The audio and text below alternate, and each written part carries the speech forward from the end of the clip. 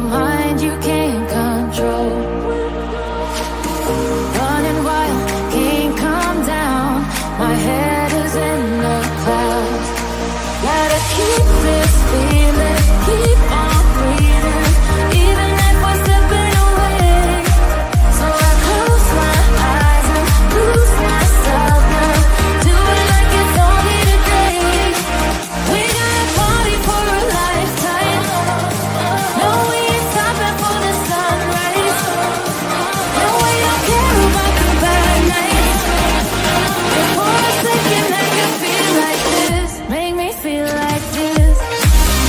You can get one that comes up as you're rolling in. We're all having a great day. We got a party for a lifetime. No, we ain't stopping for the sunrise. No, we don't care about the bad nights. Just for a second I can feel like this. Make me feel like this.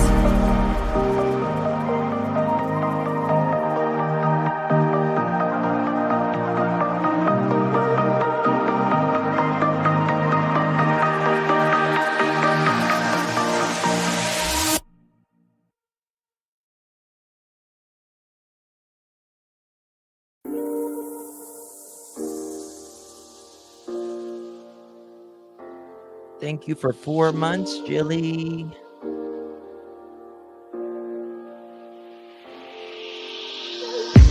I'm on my last straw. I'm broken and I'm woken up. I'm done feeding your lies. I've had enough. I can't run your place in this faulty game.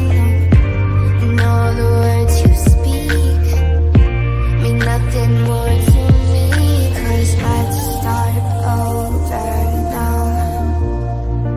Rewind, and I won't let you go. I need you by my side.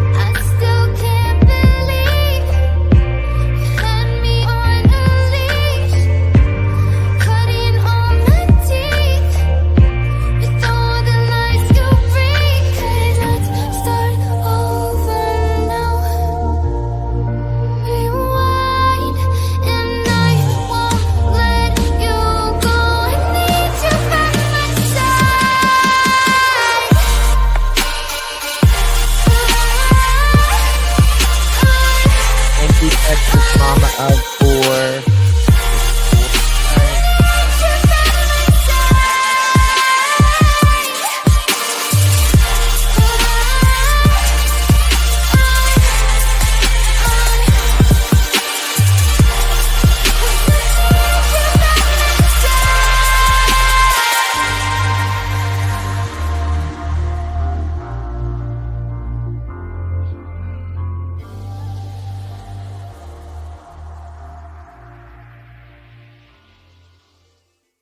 Let's take it slow. Where you go, I go too.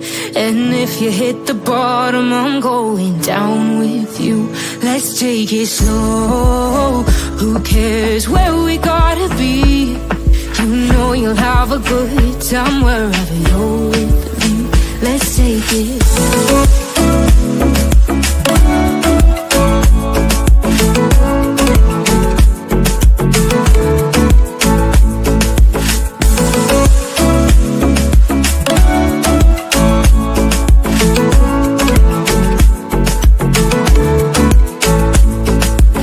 ask me how we got here, 'cause you don't know how. You say we're taking on water, yeah, we're sinking now. You're looking all concerned, like we're gonna drown, but we both know how to swim, no worries as we'll fall now. Let's take it slow, where you go I go too, and if you hit the bottom I'm going down with you. Let's take it slow, who cares where we gotta be? You know you'll have a good time wherever you're with me. Let's take it slow.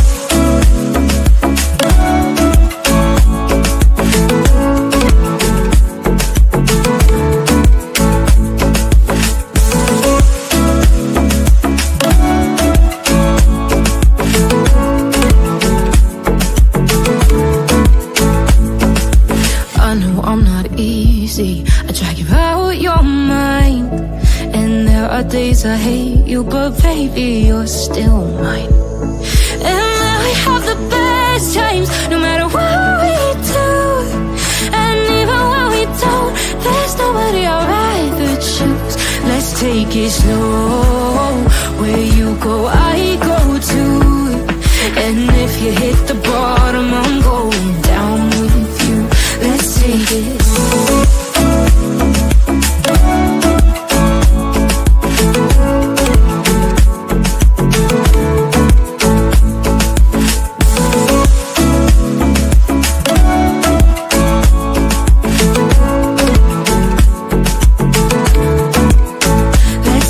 Slow, who cares where we gotta be? You know you'll have a good time wherever you're with me. Let's take it slow, where you go I go too, and if you hit the bottom I'm going down with you. Let's take it slow, who cares where we gotta be? You know you'll have a good time wherever you're with me.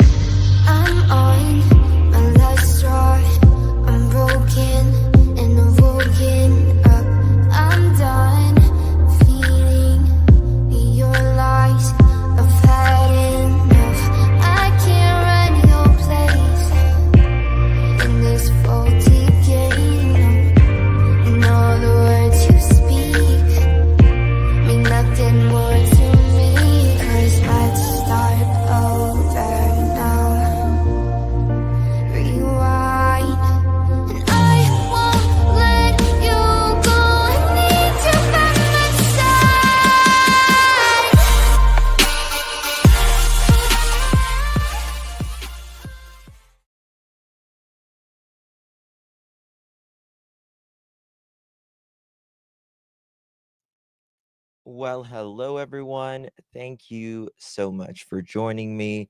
Really do appreciate you all for being here. Happy Sunday. It is Sunday. Tomorrow's the work day. I try to enjoy it, but I know what's coming. Um, it is what it is, right? Thank God you got a job. All right. Anyway, it's good to see you all. Really do appreciate you. You could have chosen to be anywhere on YouTube, anywhere in the world, and you chose to be right here. Your time is valuable. I know that, and I appreciate you spending your time and your energy with me. Today is November 17th, 2024. It is 2:50 p.m. on the East Coast of the United States. Yes, creepy weather. Yeah. I sure do. 1 second, y'all.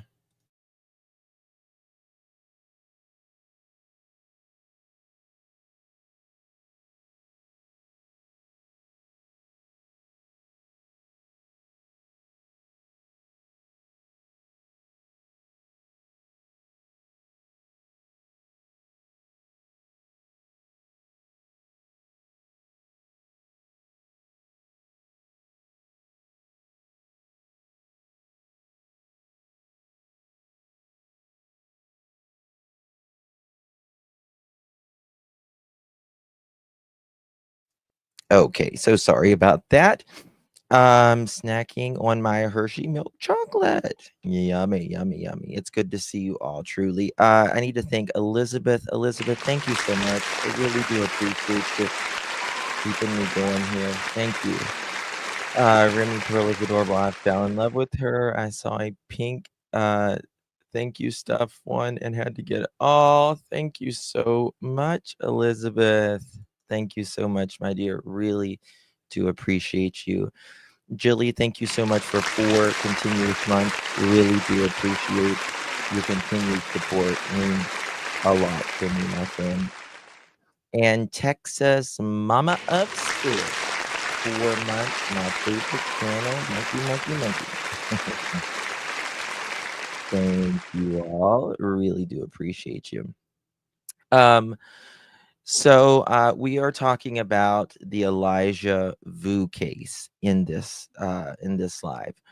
I will be live a lot today, so there'll be a few different lives because I have to make it up from yesterday to catch up with it all.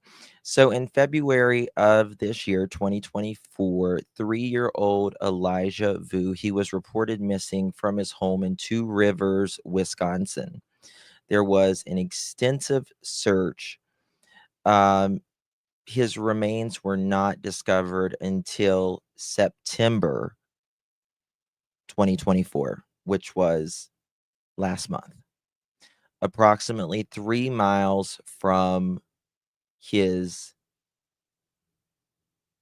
home. Well, I don't want to say it's his home, but his mom's boyfriend's apartment where he was last staying.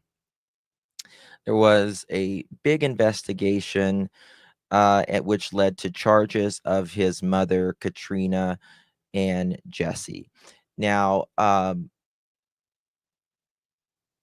pretty much from the get-go, we knew something wasn't right. I did MTB. Yes, I did.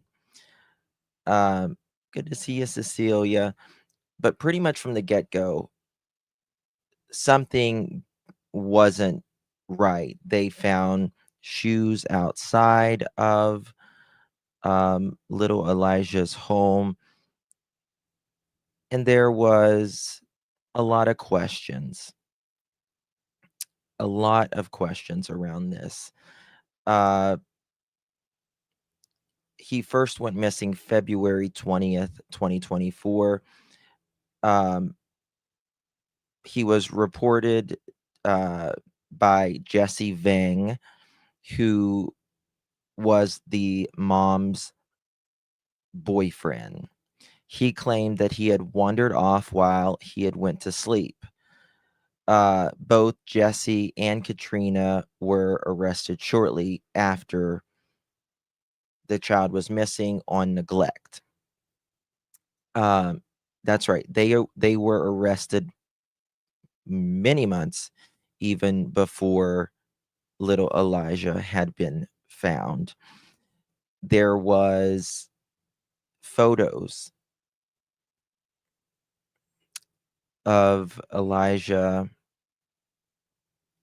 in with bruises on his face. He was blindfolded and looked very distressed. He was made to stand in the corner and pray for hours at a time.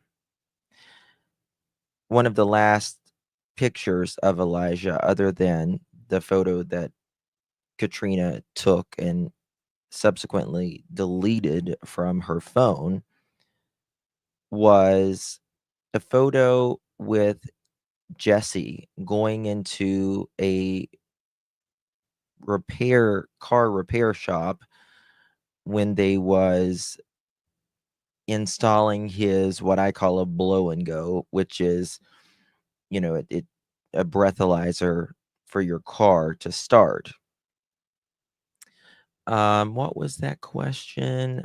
Surely why didn't KP and CP get arrested like little Elijah's mom? Well, um, it depends what kind of evidence that they had on them. I think, you know, uh, I think some people are smarter than others.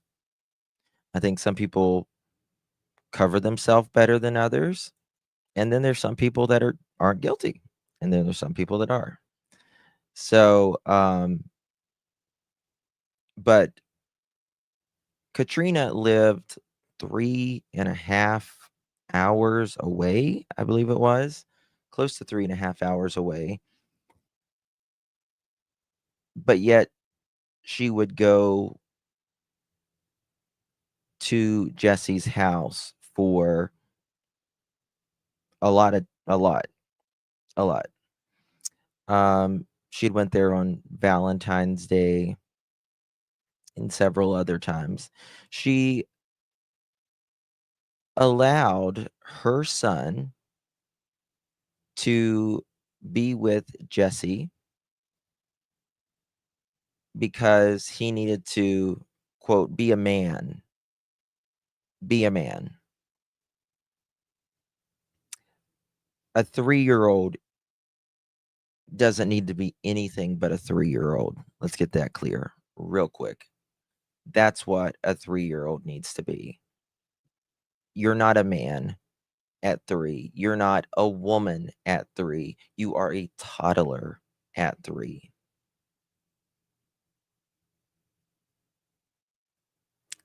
It's a very disturbing story. But I will tell you, Two Rivers Police Department is one of the best that I've ever seen. And so is the community. They have non-stop, constantly looked for Elijah. We sent them um, some flowers and stuff for the police department. They just did an amazing job. They were as open as they could possibly be with the public. They actually shared more than I thought they would have, to be quite honest with you. But just a couple weeks ago, and a little over a week ago, uh, there was some court hearings. We're gonna we're gonna go through these, but I do want to warn you that it's hard to hear. It's very hard to hear some of the things that we are learning. So, with that, there is a trigger warning. Um, this one, okay, that's the 1 second here. Let me pop up some of these. Guys, do me a favor. Please hit that thumbs up button. It would greatly appreciate it. Credit goes to WLUK Fox 11. And let's get it done. It's very hard stuff to hear. But we need to hear this as the public. The only way we change as a society is if we get uncomfortable about this and we don't continue to allow these monsters to get away with it, hurting the most vulnerable in our society, children. Right? It's wrong.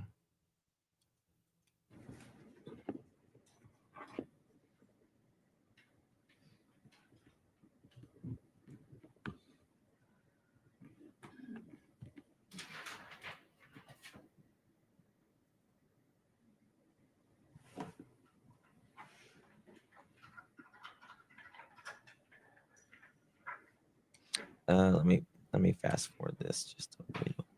Okay. can. And Attorney LaBrie? Yes, Judge.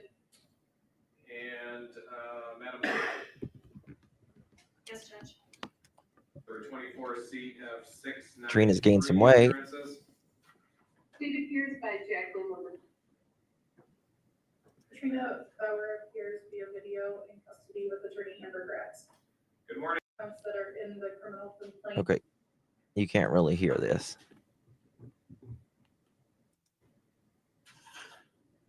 Else needed. All right, we'll go to the next one. We're gonna, there's a better one. Let me just pop this up. You can't hear anything on that one at all. Elijah Vu's mother, Jessie Vang, appearing in court today for his WBAY. preliminary hearing surrounding those new charges in the toddler's death. Manitowoc County Judge ruled there is enough probable cause to proceed, finding Vang over for a trial. Vang faces 2 felony charges of repeated acts of physical abuse to a child, causing death and hiding a corpse. Elijah's body was discovered in September by a person checking their property ahead of the hunting season, just a few miles from Vang's apartment. Brittany Schmidt was in the courtroom today. She brings us the new details in this case learned during today's proceedings. Tammy, Bill, today was really about the defense challenging the state, making them prove that there's enough evidence here to move forward with these felony charges against Vang. What I was listening for today was for any new information in this investigation that we don't already know about from the criminal complaint. So 2 evil. special agents described what they found during the investigation. They say links Jessie Vang to the death of 3-year-old Elijah Vu. Evil. New information revealed in court by the prosecution suggests Vang was familiar with the area where Vu's remains were found in Manitowoc County. One special agent said Vang had done a power washing job on a property nearby. The prosecution says subpoenaed Google records also suggest Vang viewed that area by zooming in near the road where the records also suggest Vang viewed. Look at that sad piece of skin. Hope you enjoy eternity in jail and most likely hell if you don't. I don't know.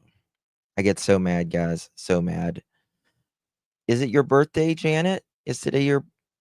Oh, tomorrow. Tomorrow's your birthday. Oh, we got a member. Yay. Awesome. Thank you so very much, Janet Smith, for becoming a Pearl. Pearls look amazing on you, darling. Thank you so much. Please welcome our new family member, Miss Janet. Your birthday's tomorrow. We will sing happy birthday to tomorrow. Yes, he does. Under the mother chicken jail. Yes. That area by zooming in near the road where the remains were found in a wooded area. The prosecution noticed something there too, some foreign soil or gravel nearby that was tested. Investigators believe Vang borrowed a Nissan Altima in the days leading up to Elijah's reported disappearance. Law enforcement learned that witness 1 maintained buckets of sand over the winter at the apartment complex that the defendant resided at, and would utilize the Nissan to get that sand in those buckets. Items were received and the sand and other samples have been sent Thank to you. a out-of-state crime lab for analysis. Were there buckets found in the Nissan when it was searched? Yes. The defense challenged the physical abuse allegations, arguing there is no evidence we're gonna to look at suggest it. that Elijah's reported punishment of making him stand for 1 to 3 hours or repeat phrases. Yes, 1 to 3 hours or more. If you do, when you discipline a child, it's like if you put them in timeout, it's 1 minute for every, like if they're 3 years old, it would be 3 minutes in timeout. If they're 8 years old, it would be 8 minutes in timeout. Because that's about how long they can, handle. That's about their attention level. 1 to 3 hours. He wouldn't even the picture of little Elijah in that car shop haunts me. That is a photo that will forever haunt me. You want to rewind time and just go there and get him or call authorities. It amazes me that these mothers allow their children to be harmed. Yeah, Tina, he just looks scared to even look.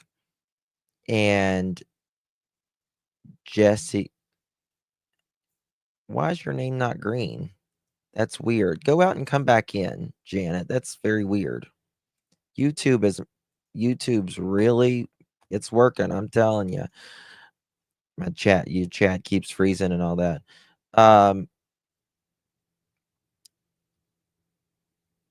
But it's, he wouldn't even let him move. Like he would hold his hand on his head when he was walking. And it was for him to feel powerful because he's a little beta male who thought he was a Billy badass is what he thought. But he'll get his in prison. Endangers his physical. Even the most hardened criminals don't like someone that hurts a child. I know, Soulshine. It's so frustrating right now. We got your name green here, but it's not showing it. It should here in a little bit, Janet. It's just a glitch. It will The show defense up. also argued the state was unable to provide information on how the child died. So we don't know if it was trauma, do we? We don't. We don't know if it was starvation, correct? That's correct. We don't know if it was suffocating, right? Correct. We don't know how this child died. I mean, would it help to know? Yes. But do we need to know? Not in my opinion, because we know that these mother chickens did it. Do we? Correct. No further questions. The judge ultimately found that the. All right, I'm going to show you. I'm going to watch some of this. We're going to learn a lot of details. And it's not easy, to be quite honest with you.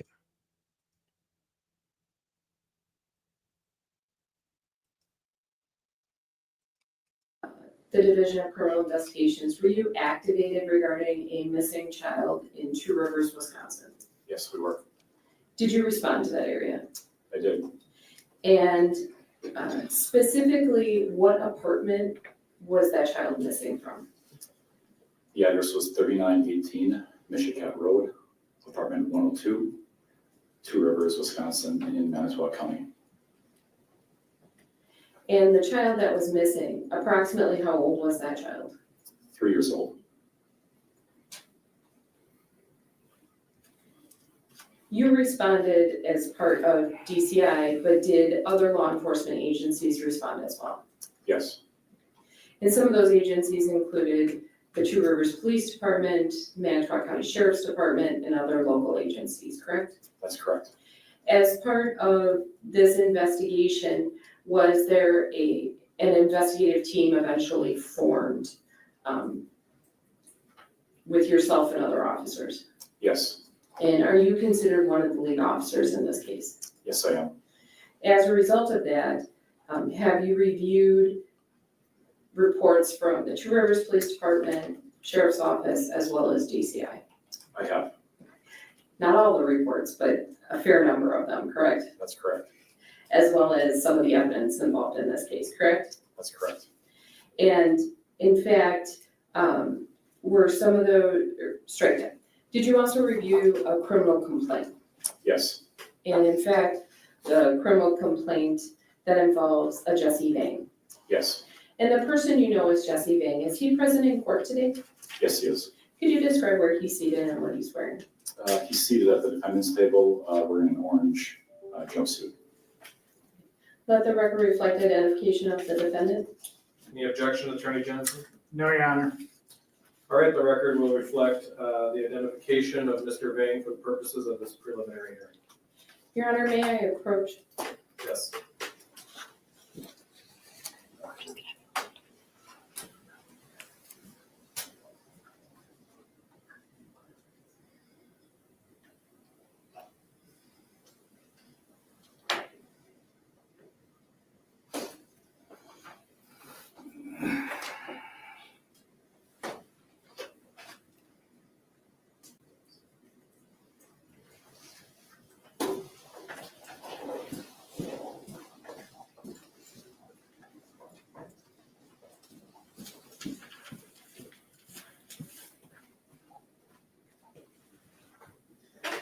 I'm showing you what's been marked as Exhibit 1. Can you take a look at that, please? Sure. Do you recognize that? Yes, I do. And what is Exhibit 1? This is the criminal complaint that I reviewed in preparation of this hearing. And that's the criminal complaint that was filed in this case? That's correct. And you've authored some of the reports that are the basis of this complaint and reviewed other reports, correct? Yes, And have you found the information contained in the criminal complaint accurate? yes, Your Honor, I move Exhibit 1 into evidence. I Any object. objection? Yes, I do object. The criminal complaint is not evidence. There's even a jury instruction that tells the jury that it's not evidence because it's just a series of allegations. So I object. Attorney McGree? Your Honor, this is a preliminary hearing. Hearsay is allowed at a preliminary hearing. There's going to be several follow-up questions as far as information. Some of that, based upon the technical nature of it, is going to need to be referred to from the complaint to make sure the record is accurate. I didn't object on the grounds that he's using it to refresh his recollection. That would probably be appropriate. And hearsay is admissible at a preliminary hearing.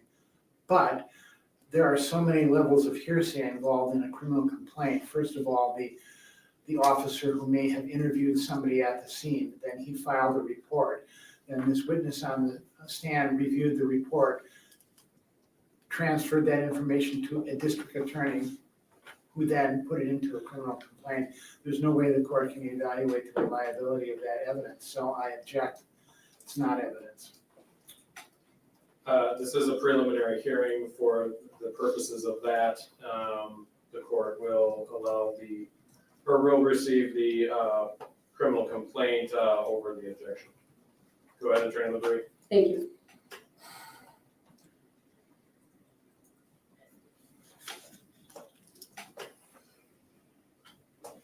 When you arrived in Two Rivers on February 20th of 2024, was law enforcement speaking with Mr. Vang at his apartment as well as at the Two Rivers Police Department?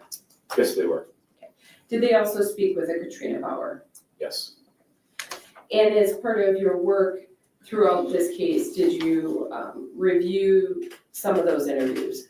I did. I'm going to start with Katrina Bauer. What was her relationship to victim child 1? She was the mother. Now, my objection is that the question does not specify whether that's calling for his personal knowledge or hearsay. So Yeah, I didn't know in object. Quentin's case either. Can you rephrase the question? Was Katrina Bauer asked if her relationship to victim child 1? Yes, And did she respond as what her relationship was? yes, she did. What was her relationship? She was the mother to the missing child.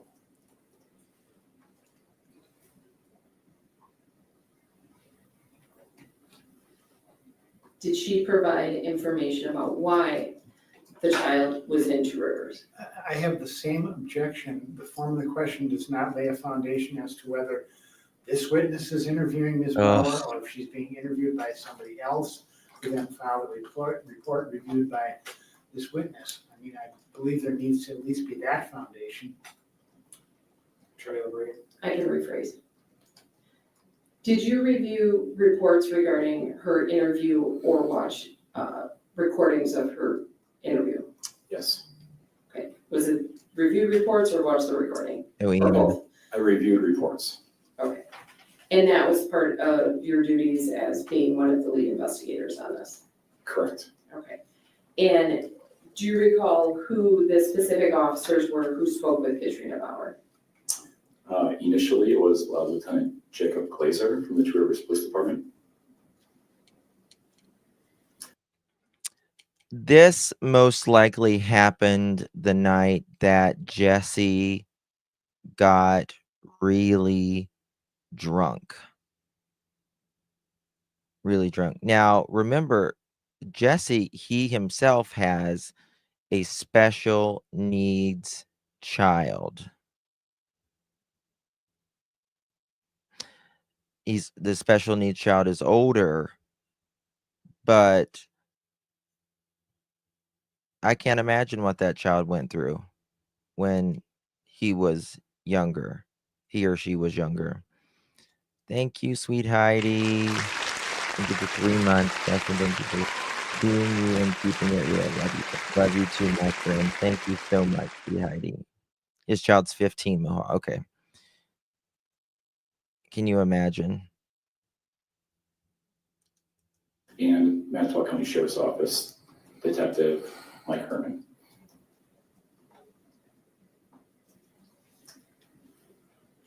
Did she indicate to those interviewers why victim child 1 was in Two Rivers?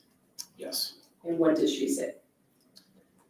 She was in a relationship with Jesse Vang, and she resided in Wisconsin Dells. She had trouble controlling victim child 1's behavior issues. What 3-year-old listens? I'll wait.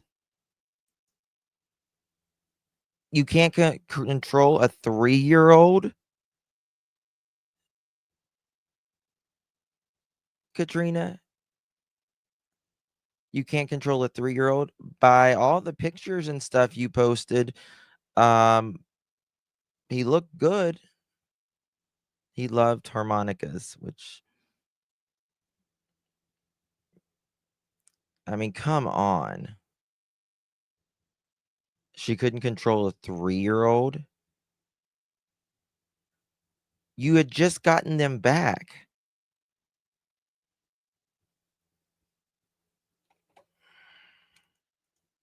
Therefore, victim child 1 was sent to Vang's apartment in Two Rivers to deal with the punishment related to his bad behaviors. Was there a time frame as far as when victim child 1 was in Two Rivers? Victim child 1 had been going to Two Rivers for about a week at a time since January of 2024. He'd spend about a week at Vang's apartment and then return back to Wisconsin Dells with his mother. Yes, that is true, Mohawk. Good point. Elijah Vu's sister, this makes me want to just sob when I think of it. Elijah's sister, she has Down syndrome, and she loved her brother more than anything. There's pictures of them together, and I can't imagine how confusing and difficult this has to be on Elijah's sister, because she was just, a couple years older than Elijah, maybe 5 or 6 at the time. At this recent stay, Victim child one had been at Vang's apartment since February 12th, 2024.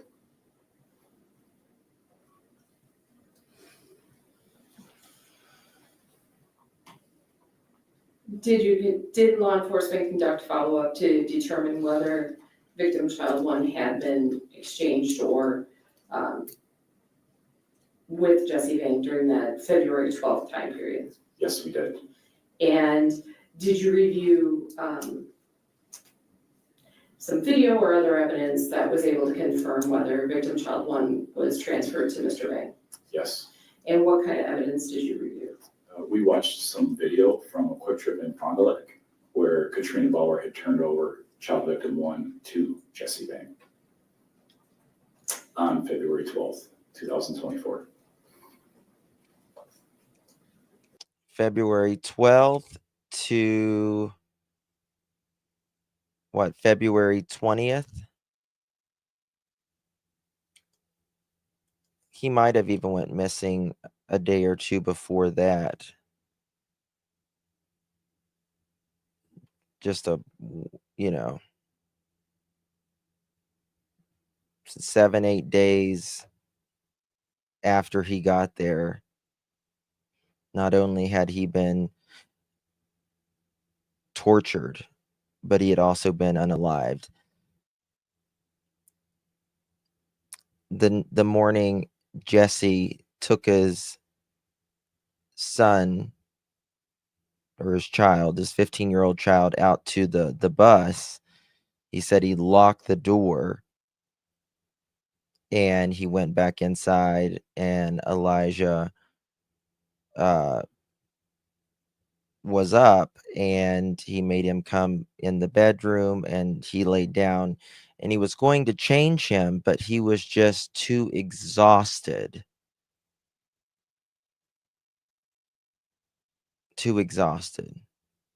They wanted him to not use diapers anymore.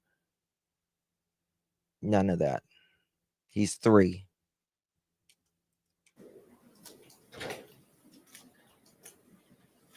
Was on February 20th of 2024, was Mr. Vang interviewed as well? Yes. Initially, this call came in as a missing child, correct? Yes. She's the first law enforcement agency transcriptionist. responding was Two Rivers Police Department, local agencies, correct? Correct. And do you recall who was speaking with Mr. Vang initially? I don't recall which patrol officer initially, but I know at some point Lieutenant Glazer was also speaking with Jesse Vang. And was Mr. Vang asked about victim child one? Yes. And did he provide any information on whether victim child one was staying with him? Yes, he did. What kind of information did he provide? He indicated that victim child one had been staying with him, and Vang referred to as babysitting him. He confirmed that he was in a relationship with Katrina Bauer, and that victim child one had been staying with him as punishment for his bad behaviors back home. And the thing is, Jesse, hey Muscles, he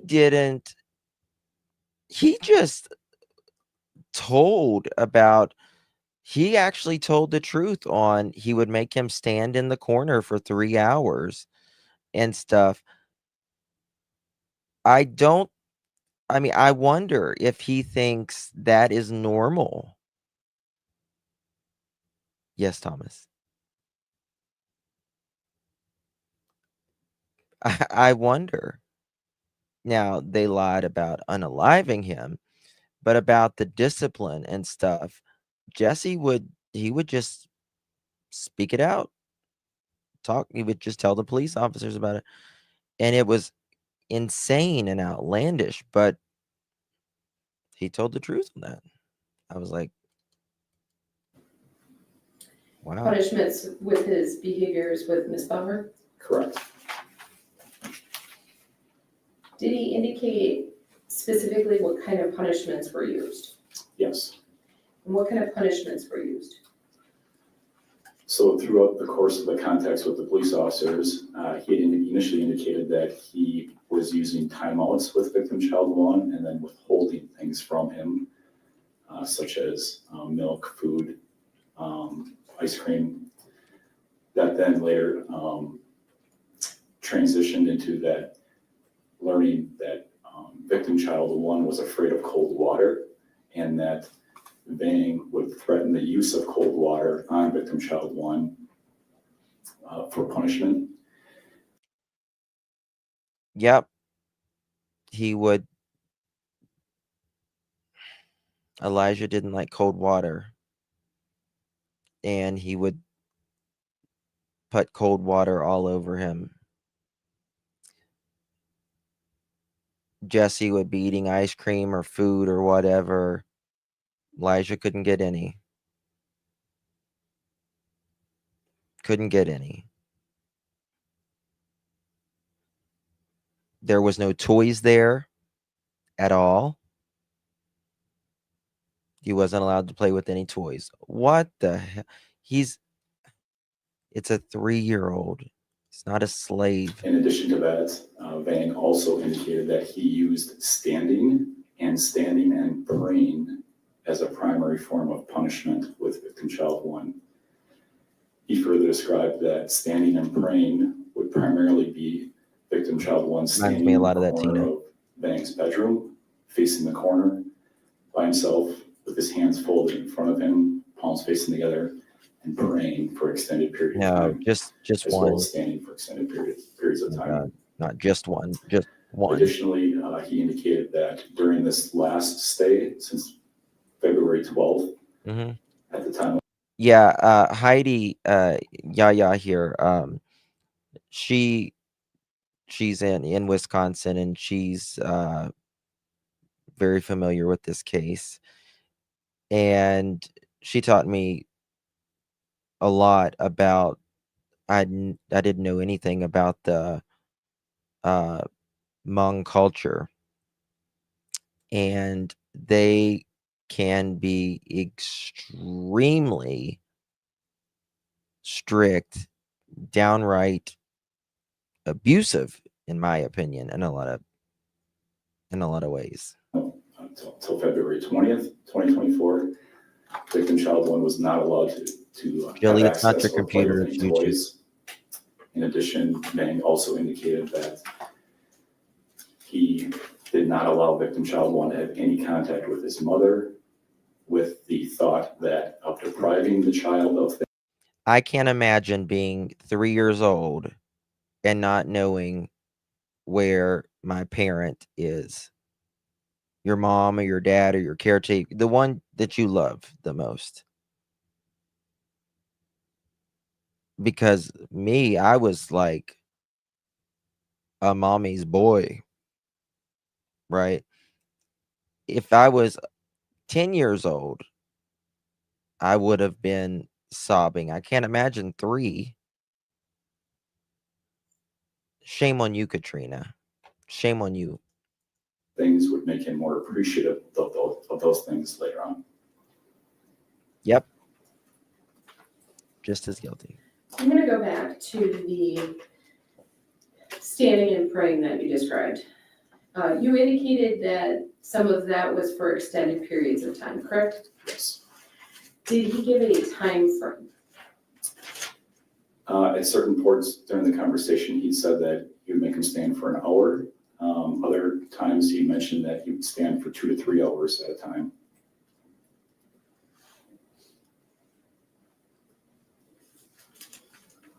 Exactly.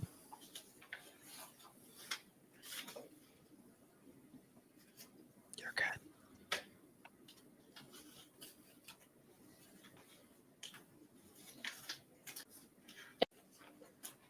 Law enforcement reviewed cell phone information from Katrina Bauer as well as Jesse Vang and some of the children's cell phones. Yes. Did you review some of that data from Katrina Bauer as well as Jesse Vang and some of the other children's cell phones? I did.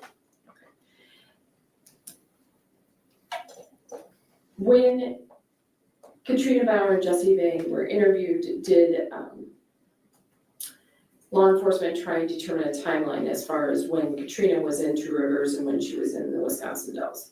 Yes, And one of those time periods involved February 14th of 2024, correct? yes. I tell you something, that's 3 cases that I can think of off the top of my head. Elijah Vu, Sebastian Rogers, and Maddie Soto. That's 3 in February of 2024. That's crazy. Hey, Betty. Good to see you, hon. Was there a point in time where Ms. Bauer admitted to being in Two Rivers on February 14th? Initially, she had denied being in Two Rivers, however, later acknowledged that she was in Two Rivers on the early morning hours of And February Lycan. 14th, 2024. And Lycan. Yeah. And Yeah, that is true. Maddie and Sebastian were the same day. That's just wild. when there was a review of the cell phone, were there any photographs that would substantiate her being in Two Rivers on that date? I Yes, sir. object to the question. There's no foundation as to whose cell phone. I'll rephrase. When Katrina Bauer's cell phone was reviewed, were there any photographs from that February 14th timeframe of 2024? Yes, there was. And did you review that photograph? Yes, I did. And was that a photograph of victim child one? Yes, it was. Your Honor, I ask permission to approach.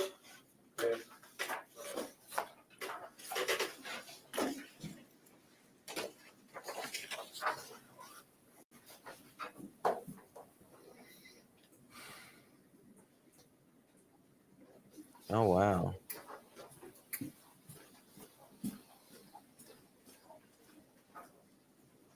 There's another child That's missing, exhibit two. guys. Yes.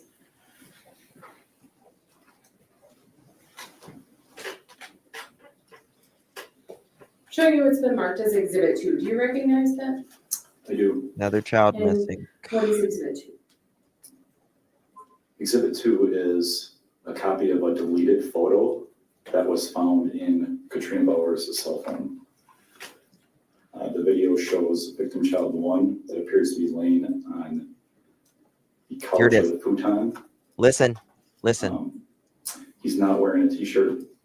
He's partially covered up in a red, black, and white fuzzy blanket. Of note is there's a black blindfold over his eyes.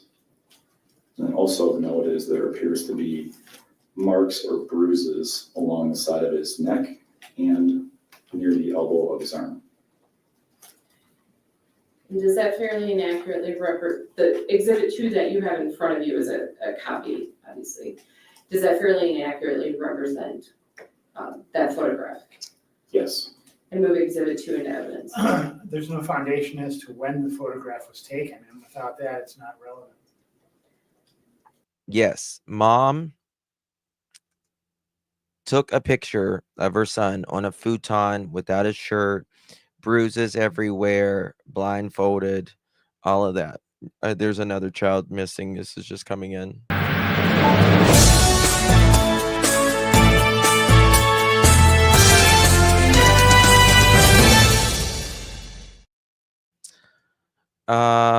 This is coming from Florida missing child alert issued for 4-year-old boy last seen in Ormond Beach. They don't lose conference games at home, so you got to go road. Hell. A Florida missing child alert has been issued for Waylon Childs. Waylon Childs, that's his name, Waylon Childs, 4 years old, who was last seen at the 600 block of Fleming Avenue in Ormond Beach. Child is described as a white boy, 3 foot tall, 30 pounds,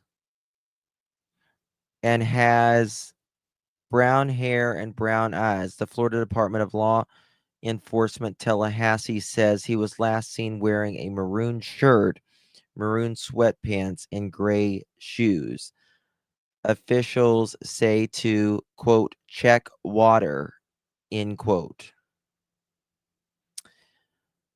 If anyone has information to the whereabouts of the child is asked to contact the Ormond Beach Police Department at 386-677-0731, or if you're in Florida, you can call 911. Check water? Do they think he's They have to come. in that?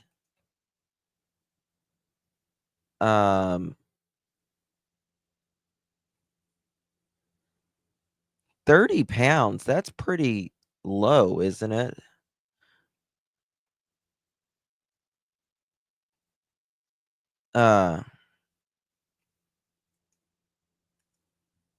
That's crazy. 1 second, I got something here.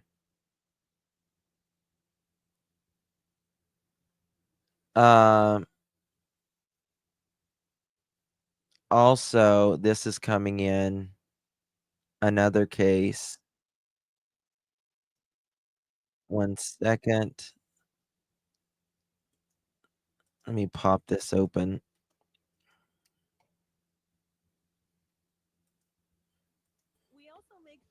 This is this is Oklahoma. More Oklahoma police searching. Well, here, let's do it. More police giving an update on a little girl who was reportedly given away in exchange for drugs. Police say Ashley Rowland gave the child away 2 years ago. Rowland was tracked down at a house in Moore, saying she gave her daughter, just identified by police as London Kerr, to a man named Carlos in exchange for meth. These are pictures of the little girl from years ago. She is now 5 years old. More police saying they have searched several properties, storage units, and devices looking for London's birth certificate, social security information, clothing, and toys. Nothing's been found. The little girl is still missing right now. More police are calling in-state agents now to help with this investigation and expect to file new charges against Ashley Rowland soon.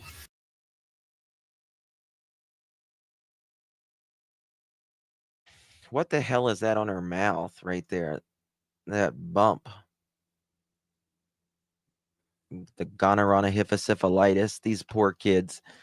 The Moore Police Department has requested assistance from state agents in the search for a girl who was allegedly given away by her mother in exchange for meth. News 4 first reported on Ashley Rowland's arrest in early November. According to the court documents, Rowland told Moore police that she gave her daughter, London Kerr, who was around 2 years old at the time, to a man named Carlos in exchange for meth. Police say they have searched multiple properties, storage units, and electronic devices regarding London's birth certificate, social security information, clothing, toys, or anything that could lead to identifying London or her whereabouts, but they have only been able to find pictures of her from when she was around 1 or 2 years old. Doesn't sound good, y'all.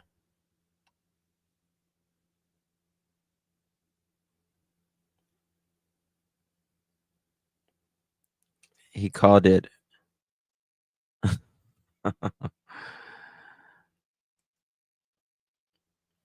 damn. In exchange, you are a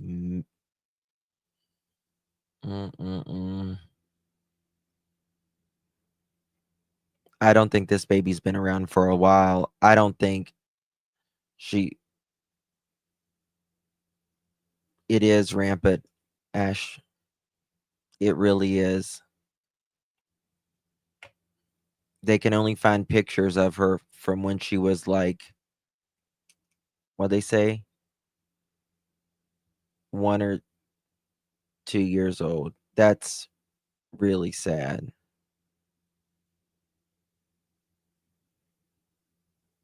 You don't want your babies. A lot of us are praying for what you don't want. A lot of us are begging God for what you don't want. So let those children have a good home. Go do you, boo, and give the child to someone who will give it a good life. God, that gave me an instant headache.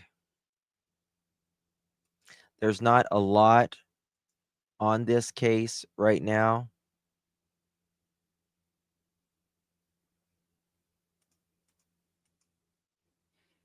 One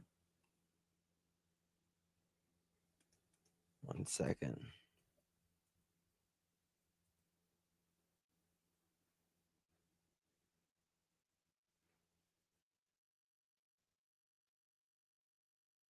Okay, sorry, I was looking at something. She was married 2 times, I guess. I don't know, but if there's nothing really out on either case right now. There's not a lot out there. If I get anything, I'll find out. The baby's name is London Kerr, Londonkerr. Just unbelievable. These women to take rugs, stop having babies. I mean, yeah, can't they put something in it to make them not be fertile?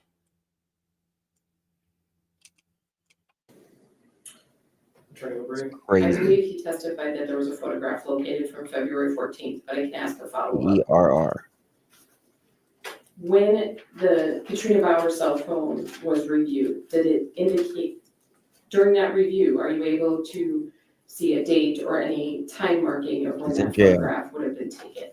Yes, the metadata show that And what date would that photograph have been taken? February 14th, 2024. That's what I'm saying, Danielle. 3:13 Yeah. a.m. I move exhibit 2 into evidence. Any objection, Attorney Jensen? No. Jensen? All right, the court will receive that exhibit and on its own motion seal that document for use by the attorneys only. Thank you.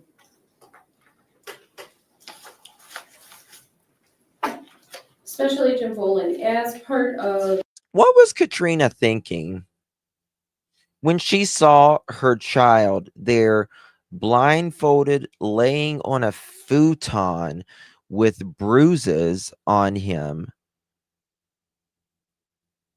Did you not want to grab him up and be like, what the fuck is wrong with you? But you left, Katrina, and you went home and left your baby in that? Gotcha, Lily.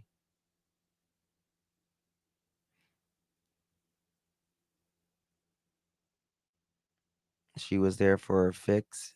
She was there for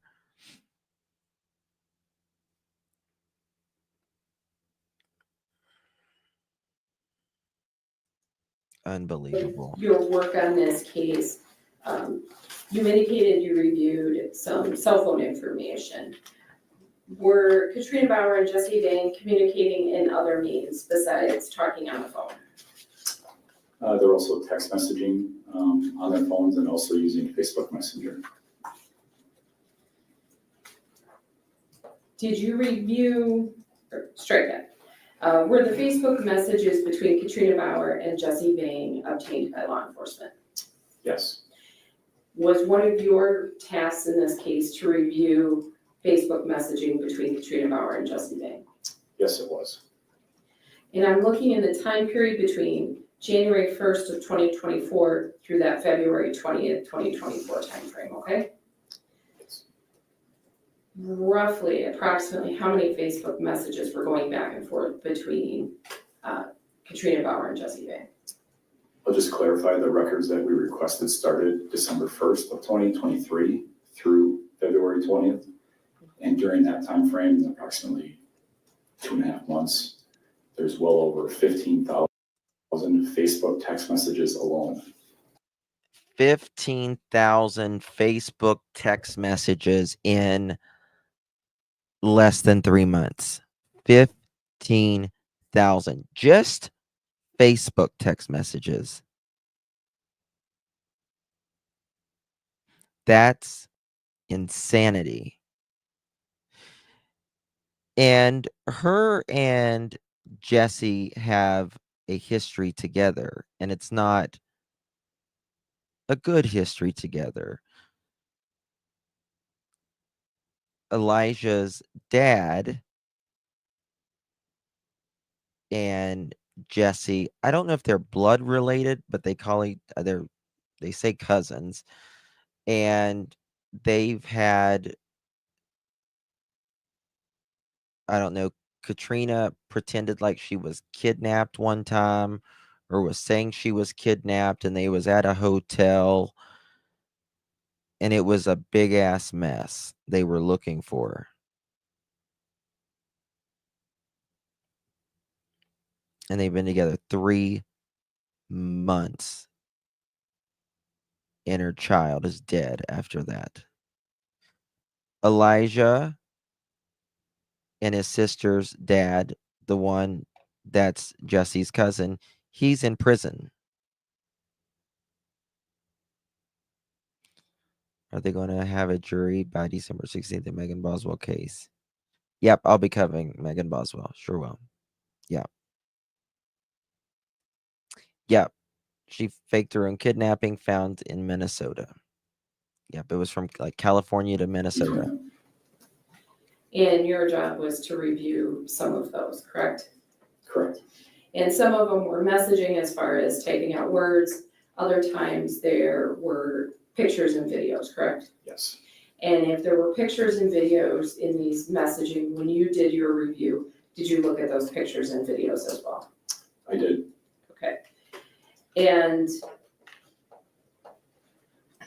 as far as between that January 1st, 2024 timeframe and February 20th, 2024, was there messaging between Katrina Bauer and Jesse Vang regarding victim child 1 staying at Jesse Vang's residence at various times through that 2-month time period? Yes, there was. And was that also supported by videos and photographs? Yes, it was. Are you familiar with Mr. Vang's apartment? Yes, I am. Okay. So when you were looking at certain photographs, were you able to identify whether victim child 1 was in that apartment or a different location? For the most part, yes. Exactly, baby kisses.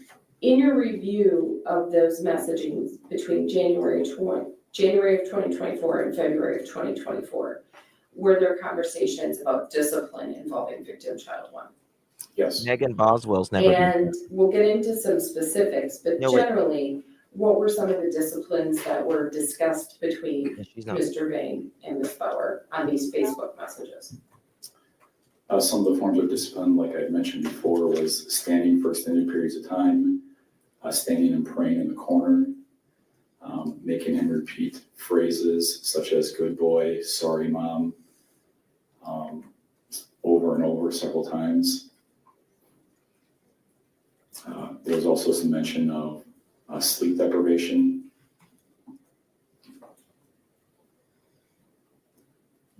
Was cold water mentioned as well? Yes. And as far as the standing and praying for periods of time, was that a one-time thing or was it more than once? More than once.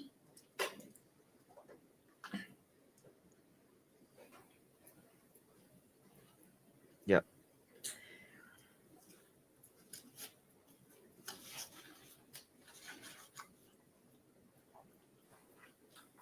When you were reviewing these videos, you indicated that there were times that victim child one was saying some phrases.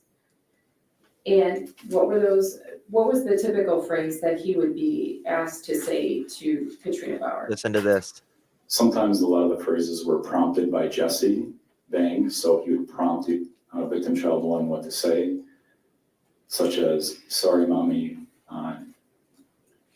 good boy, no more, I don't want to live at uncle's house anymore, things like that. When he said he didn't want to live at uncle's house anymore, Can you imagine was being that ever 3 years clarified old as far and as who uncle was? Yes, early having on to in the investigation, beg the and initial responding apologize to your officers mother did over and clarify that over? with Jesse Vang, because he initially referred to Unbelievable. victim child one as his nephew, but then clarified that he's not related via family to the victim child. That's just what he was referred to as. Yeah. I'm gonna get into some more specifics regarding these Facebook messages, okay, and some of the videos. Specifically, did you review some videos from January 22nd, 2024? I did. And just to direct your attention, the first video I'm going to ask you about is at approximately 18:56 hours, okay? Was there a video during that time period that you reviewed as far as victim child one standing by a door in Jesse Vang's bedroom? In order to be accurate, I need to review the criminal complaint. Your Honor, I'd ask, or strike that. Would that refresh your memory? Yes, it would. Okay. Your Honor, I'd ask permission for him to review page 8 of the criminal complaint. You may review page 8, take a look at it, and then put the complaint back down. And the one I'm referencing is at time Terrible. 18:56. Yes, Ginger. Really poor decisions. Just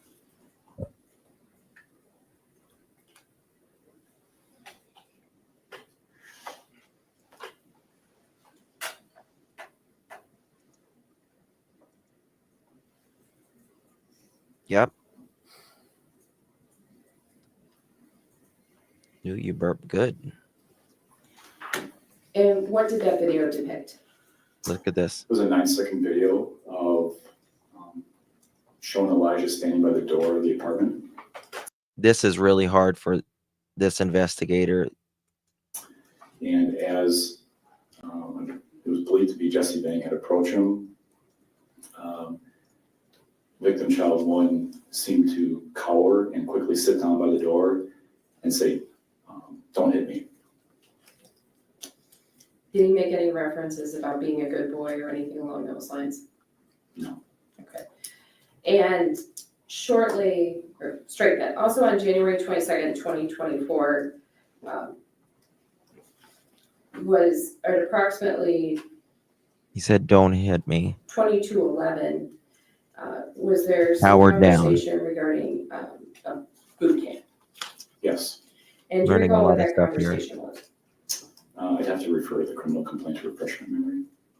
Your Honor, I'd ask that the officer be allowed to review the bottom of page 8. You may go ahead and review page 8. Yeah, Ginger, this is really hard on this. These cops.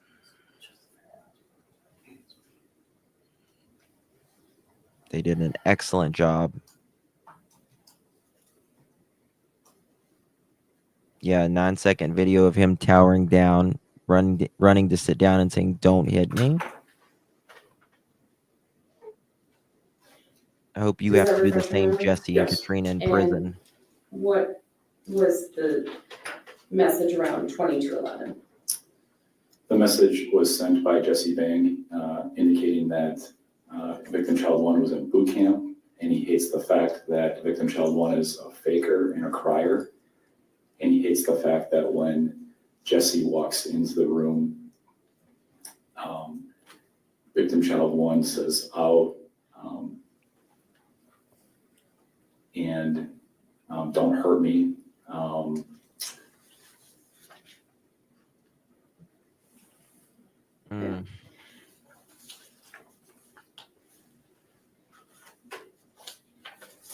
Later that evening, on January 22nd, 2024, at approximately 23 hours and 7 minutes, did Mr. Vang message about a punishment that was imposed to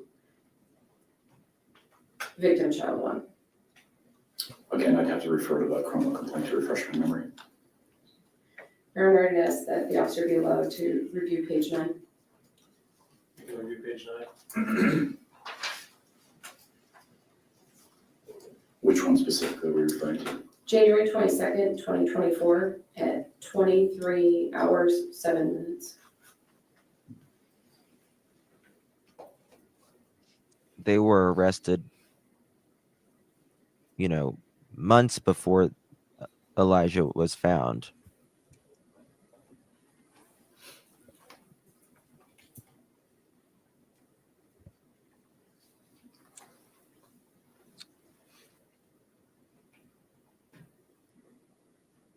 Okay. What was in that message? There's a message sent by Jesse saying that this was his punishment from faking earlier, then followed up with a video showing victim child one repeating the phrase, "Good boy, good boy, good boy, good boy," 10 times over. Vang makes the comment that no more seeing him. He had been, this was his punishment from 3 hours earlier. 3 hours earlier. You see, this is something that I have brought up in, you'll notice in other cases. I've asked the same when it comes to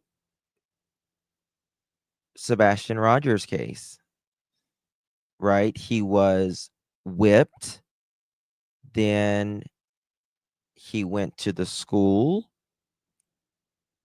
He was whipped, and in my opinion, what else, God else knows what.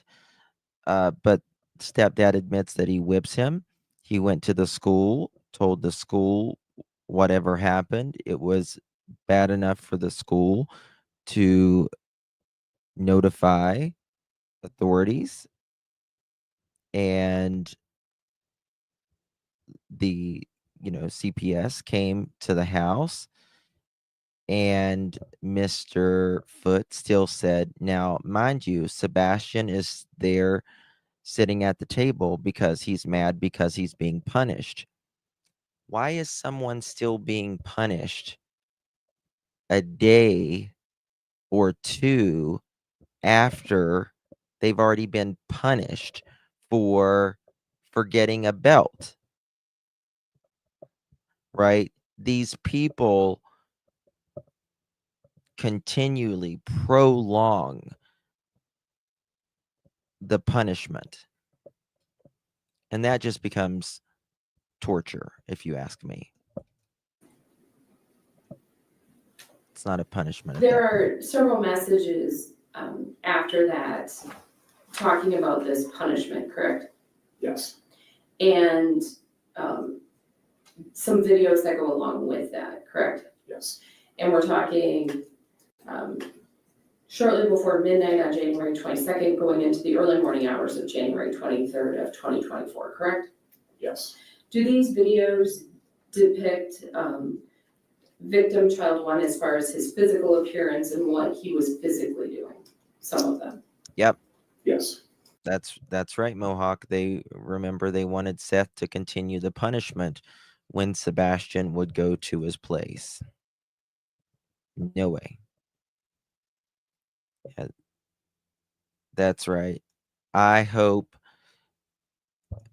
this may be a little TMI, but I hope Bubba wears him out. I hope Bubba loves on Jesse. I do. I hope Bubba can't get enough of Jesse. And do you recall what kind of victim child one's appearance or physical actions were in these early morning hours? Like I said, I'd have to refresh the criminal complaint. Your Honor, I'd ask permission for him to review page 9. Go ahead.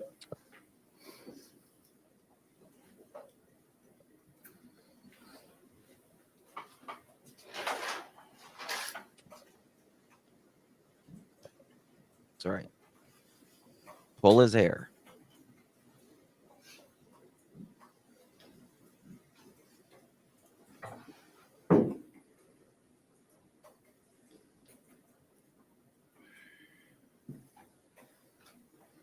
Are you talking, Maxine? Are you talking? Okay. And Which one are you for talking January 23rd, 2024, shortly after midnight, how did victim child one appear in the video? He appeared very tired and he was rubbing his eyes, yet he was still being told to continue reciting some phrases. Also, Jesse wouldn't give him as any milk either, because he wanted him to be off the bottle. He wouldn't even give him milk with his cereal. Wouldn't even give his milk with cereal. Later that day, on January 23rd, 2024, at approximately 15 hours and 10 minutes, was there another video sent to Ms. Bauer by Mr. Vang? Your Honor, at this point, I object on the grounds of relevance. And when this line of questioning first started, I thought it was leading somewhere, but it's over a month before the child disappeared. And none of these incidents seem reasonably likely to have resulted in neglect or death or anything of that nature. So I fail to see the relevance. I object. Your Honor, if you look at the charging paragraph, the incident date that's charged is from January 1st, 2024 through that February 20th, 2024 date. And he's charged with chronic child abuse. This shows the pattern of activity as far as the punishments that were imposed, the types of punishments that were used throughout this time period with Mr. Vang that did lead up to his death. The objection is noted. I'll allow the question.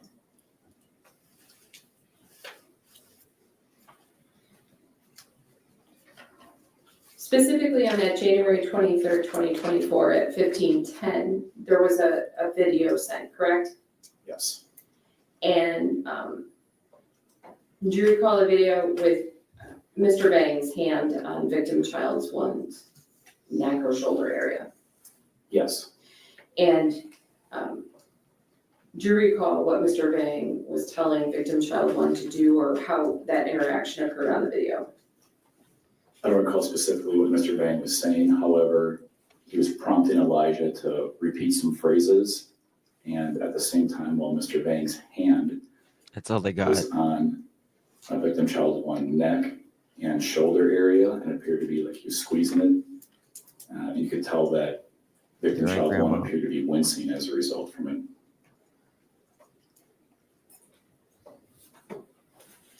There were additional messaging through January 24th of 2024 as well, correct? Correct. And some of those were discussing, again, sleep deprivation and timeouts that were being used.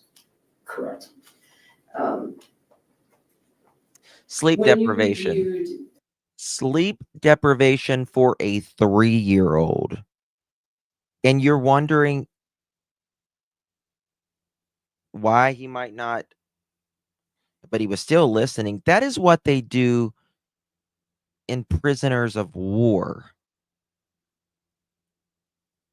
That is torture.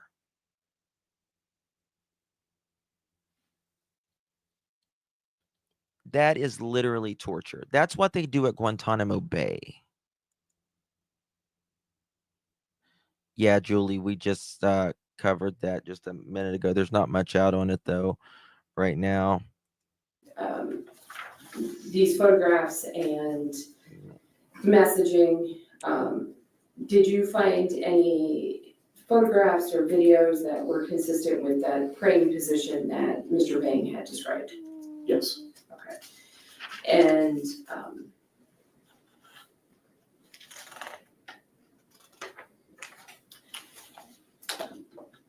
just my last question regarding these January Facebook messages. On January 31st of 2024, was there any reference by Mr. Vang in a message at approximately 16:35 regarding a baby prison?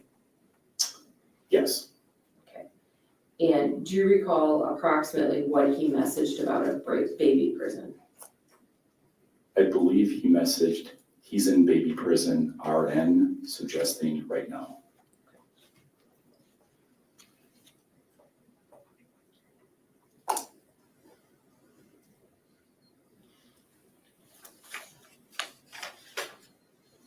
Yeah, YouTube is messing up with the During the course of your 15,000 text message. investigation, as part of the investigation, does law enforcement try to determine whereabouts of Mr. Vang during that week of February 12th through February 20th of 2024? Yes. And you can do that by different means, correct? Correct. Some of that is by cell phone data, some of that is by video evidence, those types of things, correct? Correct. And specifically, did law enforcement try and create a, for lack of a better term, a timeline of what was going on during that time period? Yes. I'm going to talk specifically about Friday, February 16th of 2024. And that evening, victim child one was still in Mr. Vang's care, as far as you knew. Correct. Okay. And in fact, there was some video evidence from an automobile place where victim child one was seen with Mr. Vang, correct? On the evening of February 16th, correct. Okay. After that,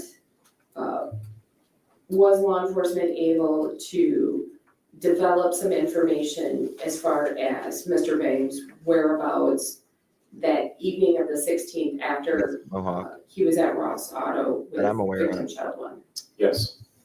And what type of evidence was law enforcement able to utilize to put together that time period of where he was that evening? I object on the grounds there's no foundation as to the source of this information. Trying to break.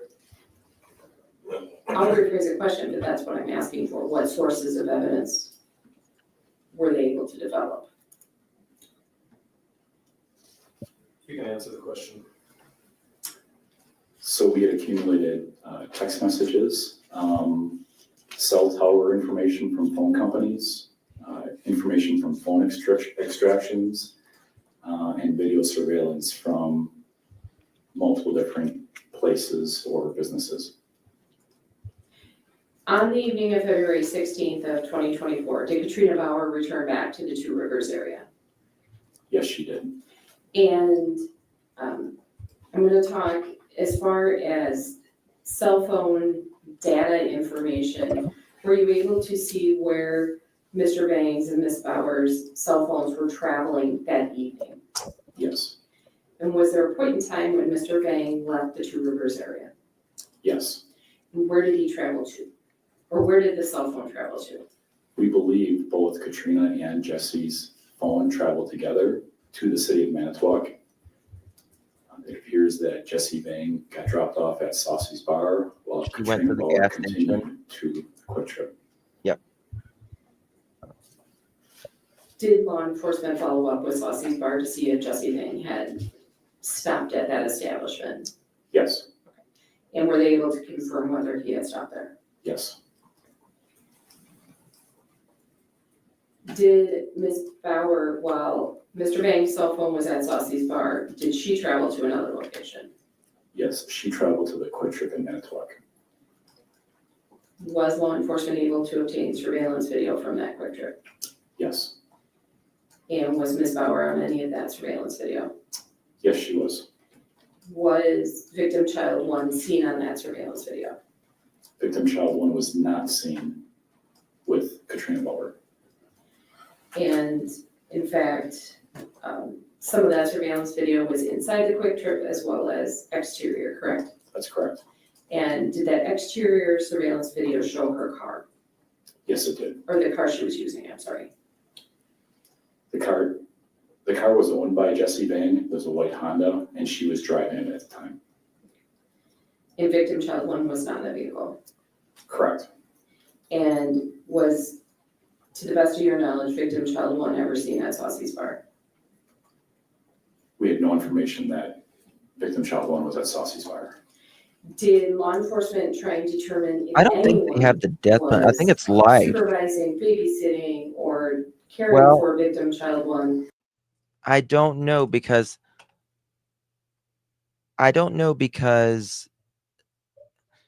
they don't know how it happened.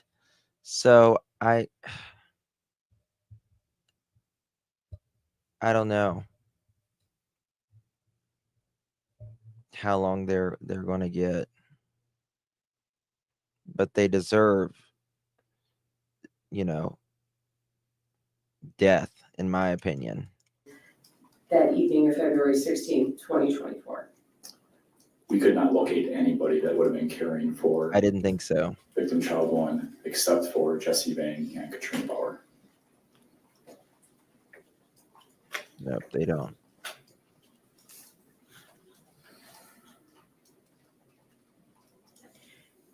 Katrina Bauer then left Two Rivers the early morning hours of February 17th, Yeah, they're going to have a 2024, trial. correct? Preliminary. Correct.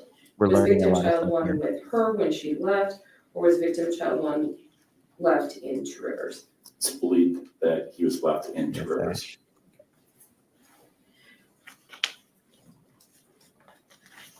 After she left Two Rivers on February 17th, did messaging between Katrina Bauer and Mr. Vang continue? Yes, And on February 18th of 2024, at approximately 4:36 a.m., was there a discussion Katrina's about always victim child 1? when I first the first time I ever viewed this case, I said, I don't think she did it. I didn't know anything, but just by looking at her and the photos with her and her kids, I said, I don't think she did it. Just by a glance. But I had learned that she had just gotten clean again, and she was doing really, really good up until she met Jesse. And then when she met Jesse, well, not when she met him, when she got with him in December, that's when it got really bad. Shortly after that. So,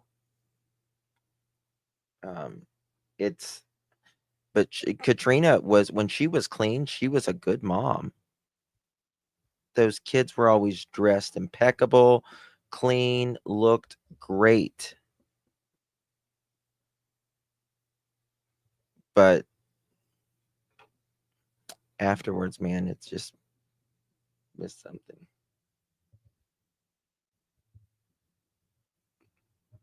Are you gonna climb?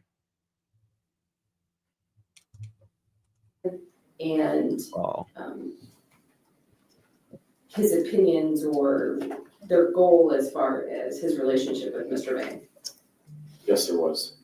Did you review that discussion as well? I did. Can you give a general overview of Yeah. what that discussion was between Mr. Vang and Ms. Bauer. Yeah. There was The summary November. was that Vang messaged that I told you Yeah, to trust me. they got a good history together, don't they? That Vang said that. Thank you, Michelle. That he was trying to get the victim child one to fear him, or that there was an inclination of fear, and that Katrina Bauer responded that she didn't want him to fear Vang. However, Vang replied back is now he's going to respect me. Oh yeah.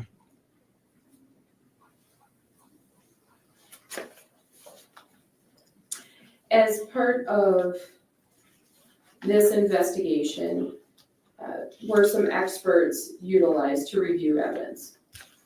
Yes.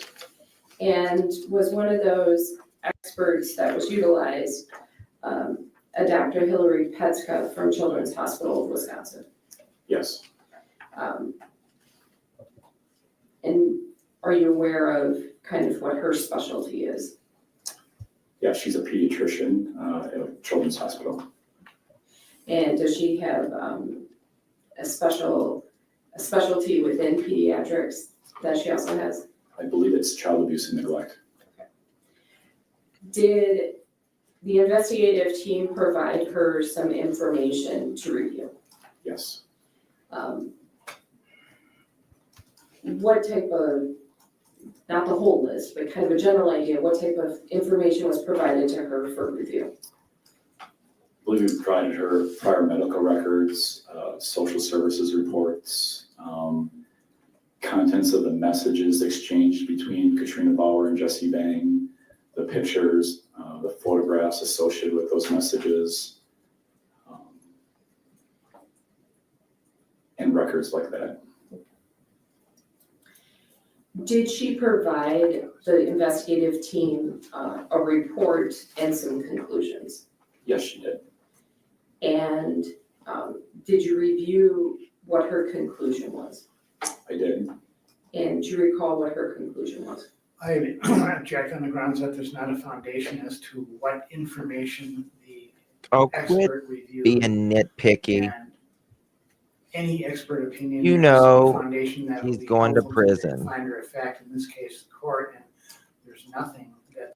Oh, thank you, Lucia. Thank you so much for being a pearl for 1 month. Oh, is that your cat? Is that your Persian? So beautiful. Thank you so much, my friend. Really do appreciate you. Did she just whack you in the face? No, she didn't. Not yet. Not yet. Oops, wrong one. In this record so far, in terms of foundation, that it would be in any way helpful, so I object. Well, there was testimony that she reviewed prior medical records, pictures, photos, messages, among other. I don't know things. EMF. I don't know. Yes. Well, that explains To be honest. media or the medium on which she reviewed it, but doesn't explain what information was reviewed. Okay, we're going to take a sidebar here for a minute. Did Dog say he knew? Did Dog say he knew?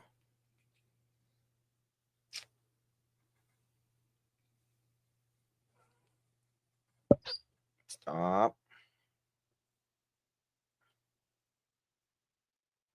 He did?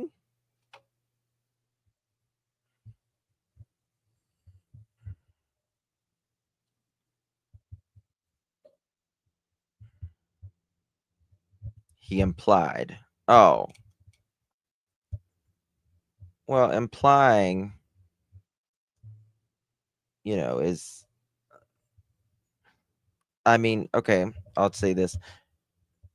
Do you think he implied the weakest link on Court TV? Not that. Okay, well, so you're talking about the Court TV one? I mean,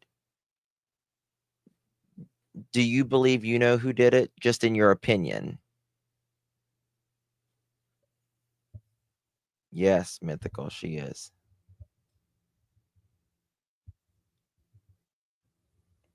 I mean, I believe, just in my opinion, who did it, but with all the clues and not a blood relative, etc.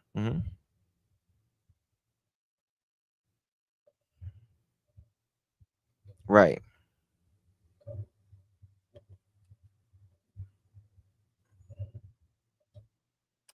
Me too, EMF. I do not think Edgar took the hose to a neighbor. What do you mean the hose?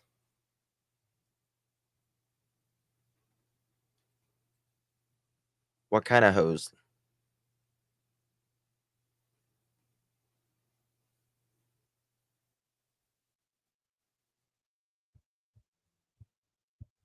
What is a hose? Like,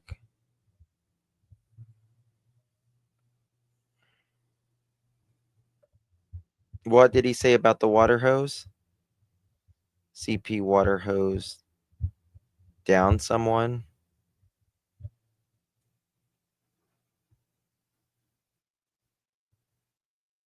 Yeah, I thought it was to Sebastian, not the neighbor.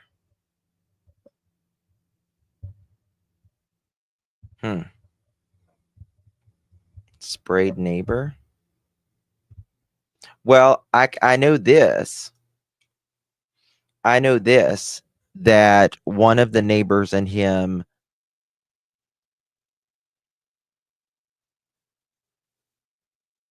Seth Rogers announces he is now working with the Proudfoots, posted in an article. Where's that, L. Kennedy?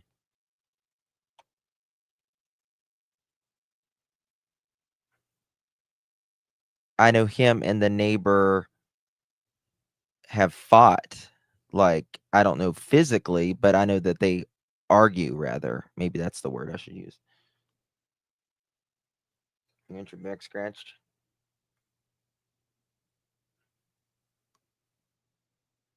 Well, supposedly used it on a searcher, but who knows? That wouldn't surprise me either.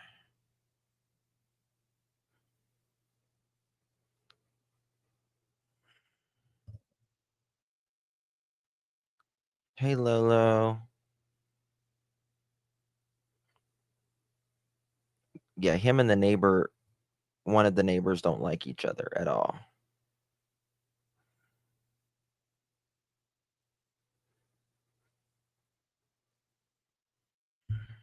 Where did someone, I don't know if it was a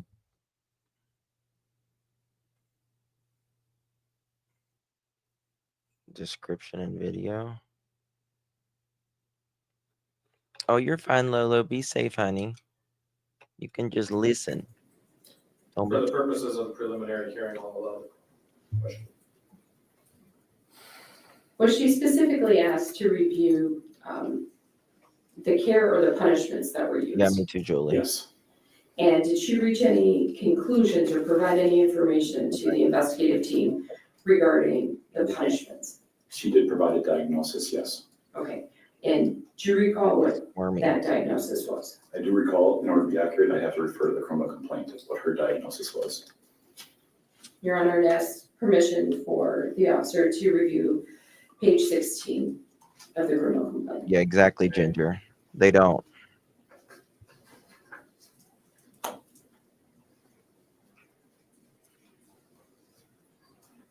I can't imagine. I cannot imagine Seth doing that. But it could be. Did you want me to read what her diagnosis was? That's probably an old article. If the court would allow, it might expedite things. What paragraph are? Hold on, we're going to take a sidebar for a second. Sidebar.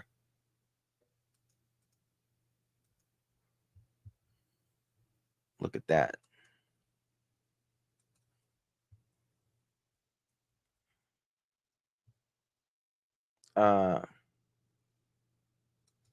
Let's see here.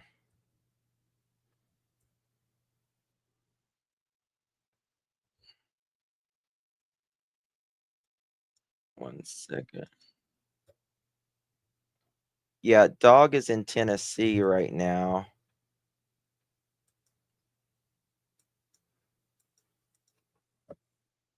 You know, I've had that Pug the Bounty Hunter meme for years. I've had that thing for years, way before. Hello, Spirit Seeker. Just checking on you. I love the wig. Yeah. Let's go, Dog Nation, it says.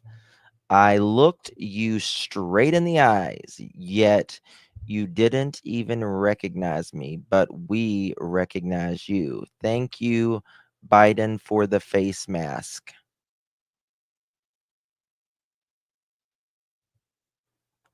How could you not know Dog the Bounty Hunter?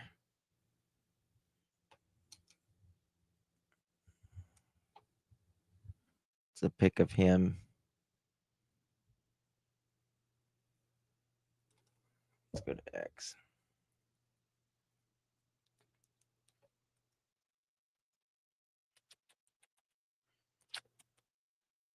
One hour ago, Dog the Bounty Hunter, Nick the Hat, need to start sharing most recent pics of Sebastian. Most pics in the poster are of Sebastian as much younger. I've been promised World War III every day for 9 years now. First, but okay, I'm not going to read that. Welcome to Tennessee, justice for Sebastian Rogers.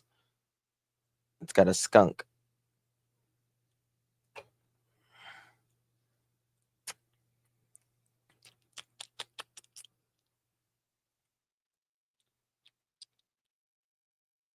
Everyone knows Dog, and I'm in Canada, and I know him. Yeah.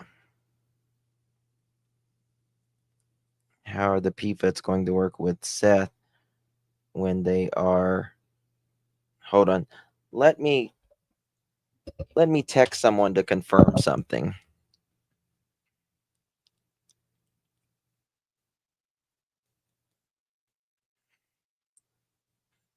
Let me check something. Give me 1 second here, and I'll let you know if he's working with the PFITs or not.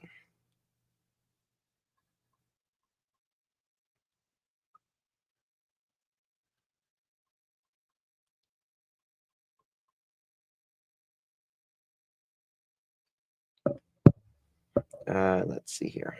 No.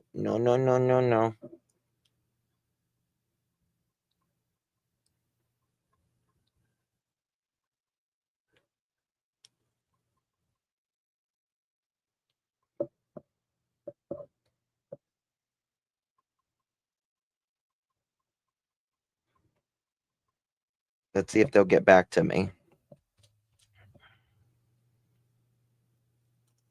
I fly into Tennessee. I want fanfare. Yes, Gypsy. Are you, Gypsy? Are you going to be coming up? Gypsy's such a sweet human being. Looking forward to seeing members of the swamp exposed on X. Okay.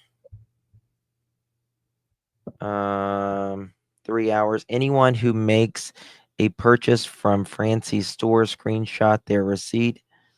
Okay, that's from Dog, but oh,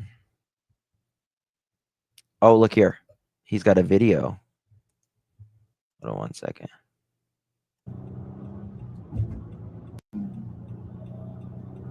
Chelsea welcomes you. Let's go ahead and retweet that. There's Betty.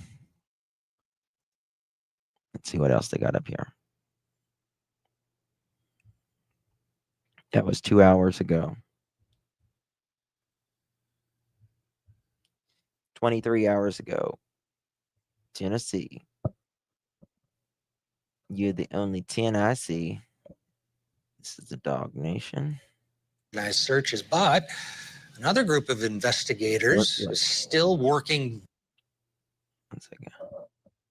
They've completely dialed back, at least with organized searches. But another group of investigators is still working very hard to find him. Here is an update we received today from the bounty hunter and At Night Private Intelligence, a branch of One World. New leads suggest possible sightings. I think that, okay, I'll say this. I think that there may be an arrest by February.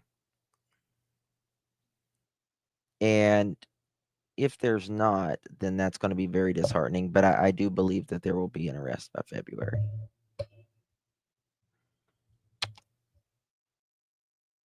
Spade with pressure washer. Yeah. They're just for ow. No. Yeah, Gypsy, I think it could be soon as well. I would say maybe by December. I don't believe I honestly don't believe Sebastian is alive. I just don't. I hope I'm wrong, but I don't believe he's alive.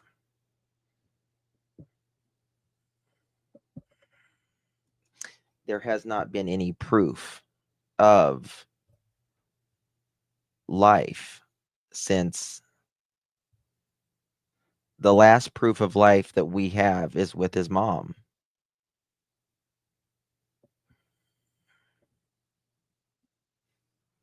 What? That is not a toy. I'm going to get your chew toy in a minute, okay? My hand is not a chew toy, okay? Hand's not a chew toy. Well, February would be a year, but I think it could be before that.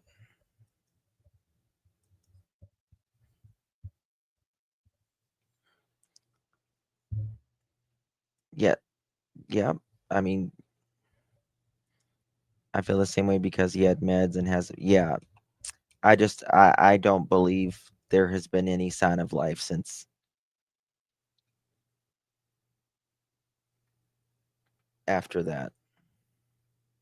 Yep, Texas Roadhouse is the last proof of life.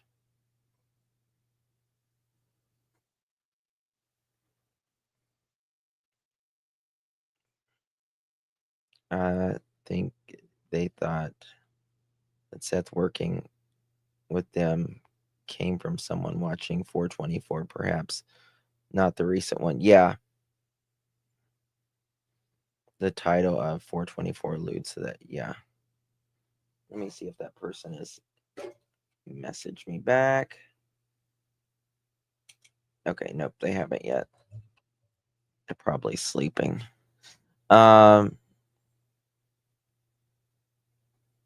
Yeah, Moonflower, I hope they both are, but I just don't see it. Maybe when Dog is finished with Sebastian. Yeah, I personally don't think Summer's alive either. I pray I'm wrong, but there's just nothing that suggests it. Oh, Lana, thank you, my love. I really appreciate you. Thank you so much. Sweetheart.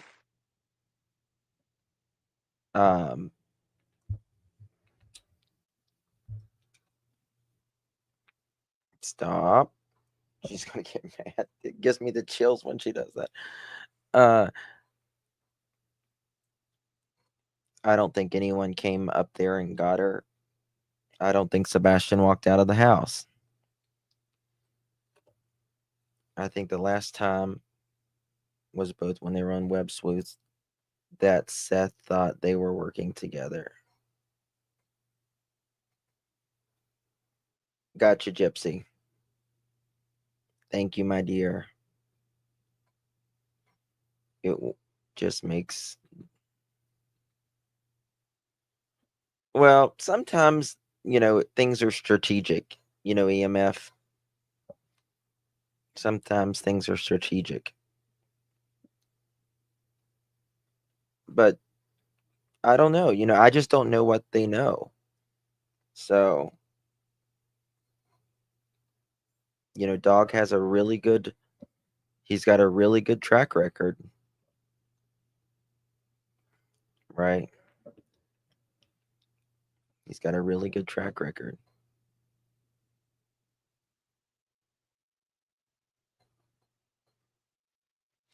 Pearls. PF still living at the home.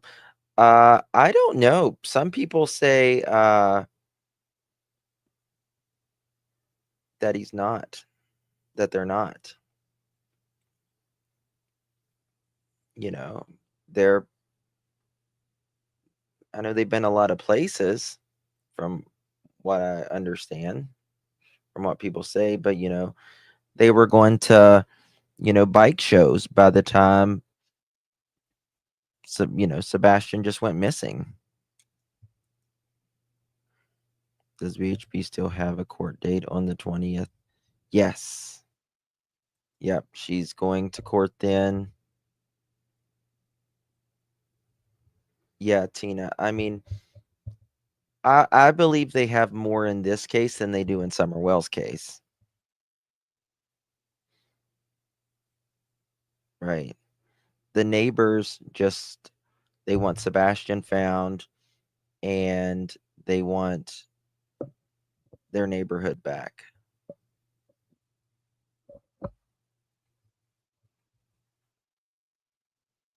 Yep.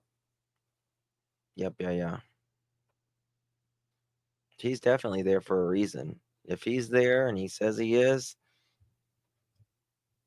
he's there for a reason. I mean, he may have been there before and we just didn't know about it, but he's there for a reason, at least publicly. Right? I wonder if anyone's following him.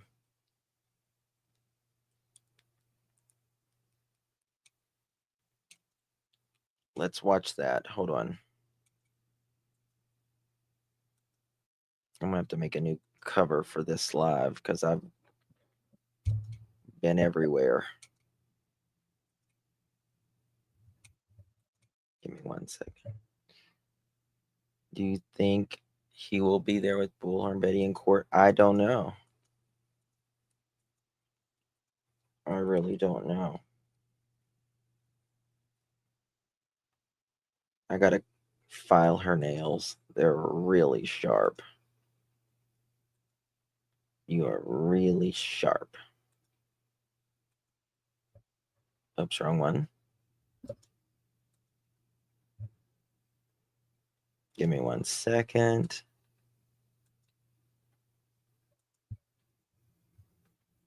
What am I doing here?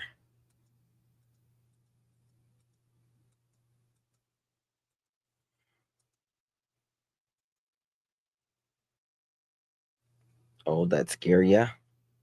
Did it scare you, little silly? Did it scare you? That's funny. An hour later, including, she says, a thud sound. Katie says she told him to go to sleep and she herself went to bed at midnight. Then at 6 a.m., Katie says she woke up, went into Sebastian's room to get him ready for school, but he was gone. Sebastian's stepfather, Chris Proudfoot, wasn't at home, and his father was 45 minutes away at work. Police responded and began trying to figure out what happened. That was February 26, 2024. And as the days and weeks, and now months have passed, there's still no sign of Sebastian, no sign of foul play, and no answers about what happened. Did someone harm Sebastian? Did he just walk away? We're searching for those answers as we investigate the mysterious disappearance of Sebastian Rogers. And for weeks after Sebastian's disappearance, a massive search effort took place over the areas of Tennessee, near and far from Sebastian's home in Hendersonville. Multiple law enforcement agencies participated. There was ground, aerial, water searches. Nothing has led to the return of Sebastian. Now, official law enforcement agencies, they've completely dialed back, at least with organized searches, but another group of investigators is still working very hard to find him. Here is an update we received today from Dog the Bounty Hunter and At Night Private Intelligence, a branch of One World. New leads suggest possible sightings or related activity in Oregon and New York. And we are pursuing all tips with heightened urgencies. And that brings us to our first question of this hour. And that's an obvious one. Where is Sebastian Rogers tonight? As so many people continue to look for him and worry about this young man. Let's bring in Dwayne Chapman, aka Dog the Bounty Hunter. He's with us. He's joined this search effort for Sebastian, and he has dedicated a lot of resources, including his time, and attorney Joe Lesniak, who's assisting with the legal aspects of this search. Good evening to both of you. Dog, let's start with the updates. Where are we here? And if you could, just give us a little bit of more detail on these possible leads in specifically, it sounds like the Pacific Northwest, Oregon, and then something over on the New York. No, that's the thing. That's the thing, Mohawk. Right? You never hear Mr. Foot saying, "Oh yeah, I heard it whenever, my wife said, yeah, she yelled in there and said, Bubba, did you fall out of the bed? Did you fall out of the bed, Bubba? No, ma'am. None of that. Yet he was on the phone, and yet she was reading a chapter for a book or school, and yet I pray I am too, Ava. Me too, sister. Me too. Your Canadian border. Well, first of all, I appreciate you having us on the show, and I'm glad my lawyer's there. Let me tell you something, because sometimes I stick my foot in my mouth.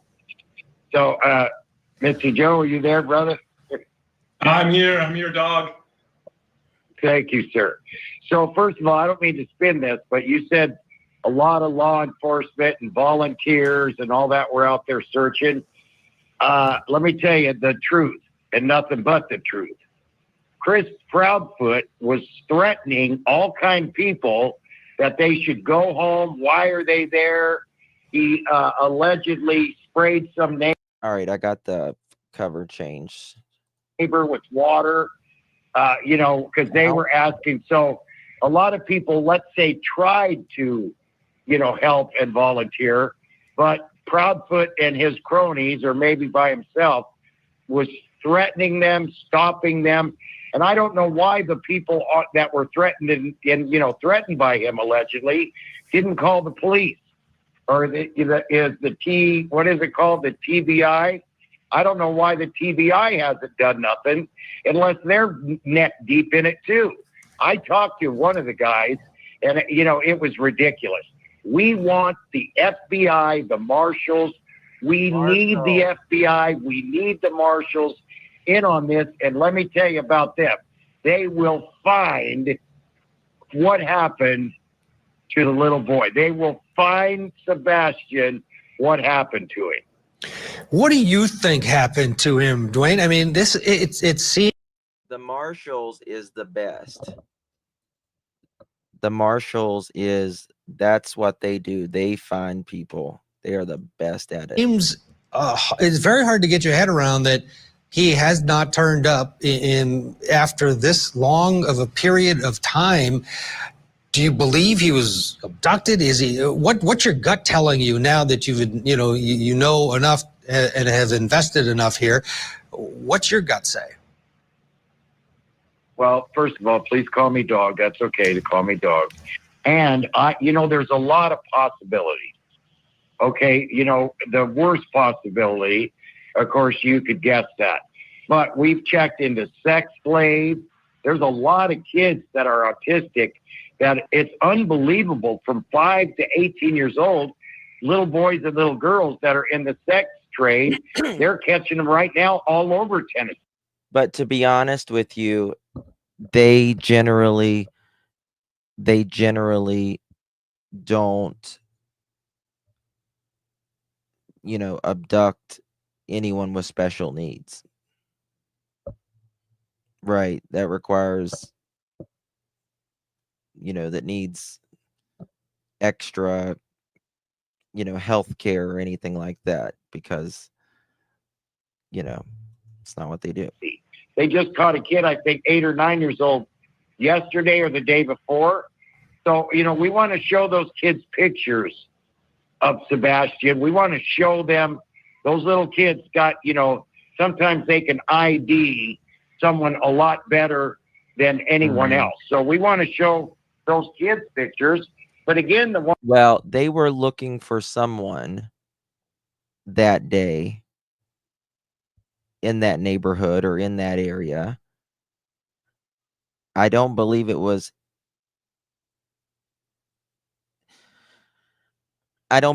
Sebastian they were looking for before that day, because they knew where Sebastian was. They knew where Katie was. So they weren't looking for them earlier on in the day.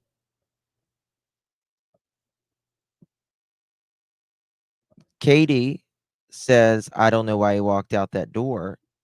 Not, he may have walked out that door. Stated as a fact. It was never, I don't know where my son is.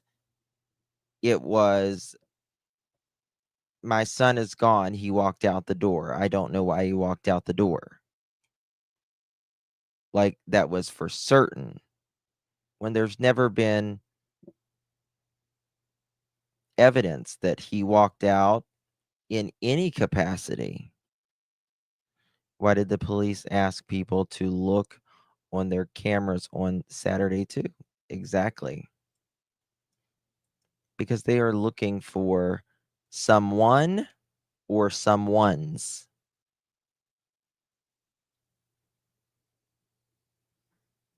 That's why, in my opinion. ones that I guess found the kids is the TBI. I hate to sound redundant, but we need the federal marshals and we need the feds in on this. You mentioned the Proudfoots, Chris and Katie Proudfoot. Katie Proudfoot, for those who haven't been following this, is the mother of Sebastian. She was the last person to see him. Chris, the stepfather, and we invited them on tonight. We did get a hold of them. They declined. Joe, there has. Yep, of course they did. Dog is absolutely right.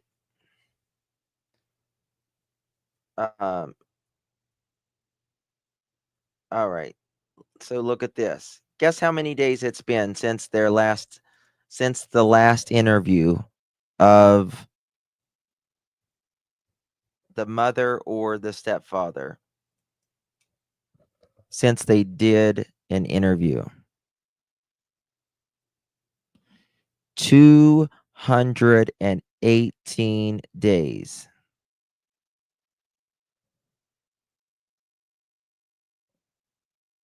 $218 since KK has done any interview. Now, why?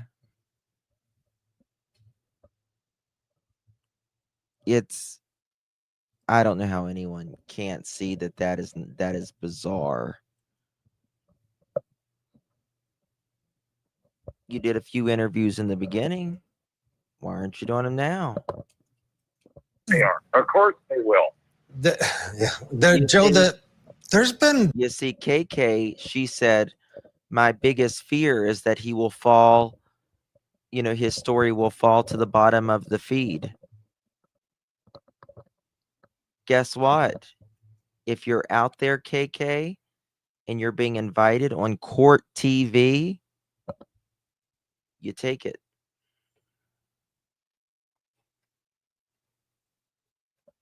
Right? You take it. Why do you not take it? Some inclined. Joe, there has They are. Of course they will. There's been some pretty nasty rhetoric going on online. Not only, not just people attacking the Proudfoots, but Seth Rogers has been the victim here of a lot of hate. Why? Where is that coming from? I think a lot of people have a lot of time on their hands. Chris, I think what happens is they get caught up in their own rhetoric, as you said, and their own story, and they want to try and create headlines. They want to try and create something that's not there. They create smoke, and then they point to the smoke that they created. And you're sitting there going, stop, wait a minute, this doesn't make any sense. And yet they don't care because the smoke generates more advertising, more smoke, and more people. And they have attacked not only Seth, but anybody who's aligned themselves with Seth Rogers. Seth is and Dog and all these individuals are trying to help find this young man, and they constantly are attacking anybody who's ever latched on to Seth Rogers and the search for Sebastian. And that should send up signals. I've been practicing in the criminal defense and criminal prosecution world for almost 20 years and prosecute sexual offenders and other types of cases, kidnapping cases. And it should send up a red flag to law enforcement of people who are degrading and putting down and trying to drag through the mud the people who are helping. And so these bloggers and these content creators, there are some that are very helpful and getting the name out and the information out. And then there are others who are just, like you said, dragging people through the mud for their own education and their own desires to get headlines and people to come and listen to them. And to me, as Andy Warhol said, everybody gets their 15 minutes of fame, but their 15 minutes are up. And we're tired of it. We're not going to sit tight and let these people utilize these powerful platforms online to drag and defame individuals who are trying to find, one who's trying to desperately find his son, and others who are trying to find this young man on behalf of his father and his family. And so we have taken action, and we are moving forward in everything we can to stop it and continue doing investigation here, and that is to find Sebastian. Dog, when you have a mother who does not seem to want to participate in the search for her child, at least publicly, what does that tell you, mother and stepfather, the Proudfoots I'm speaking of? Well, brother, I'll leave that up to your viewers to decide. As far as I've done this way over 40 years, and why would a mother not speak out publicly? That's what you want, is the public to know. Lost a baby girl, Barbara Katie at 22 years old. 19 years ago, I barely still can talk about it. So that is like unbelievable. And I also heard that there's witnesses that once Sebastian was in the front yard, and Chris Proudfoot was screaming at him, and he called him a retard, and Sebastian hit the ground and started bawling. So, I mean, all these, what is the old saying, all roads point to Rome? I mean, this is like almost obvious. Well, if they were involved, though, Dog, then one would think they didn't have a ton of time. They didn't have a ton of sophistication, one would think. Where is Sebastian, and how could they, let's say the worst did happen, how would they have gotten away with it? Is this a shoddy investigation from day one? Well, listen, there was as much as 10 hours. 10 hours. I don't know what this guy's thinking. They had 10 hours.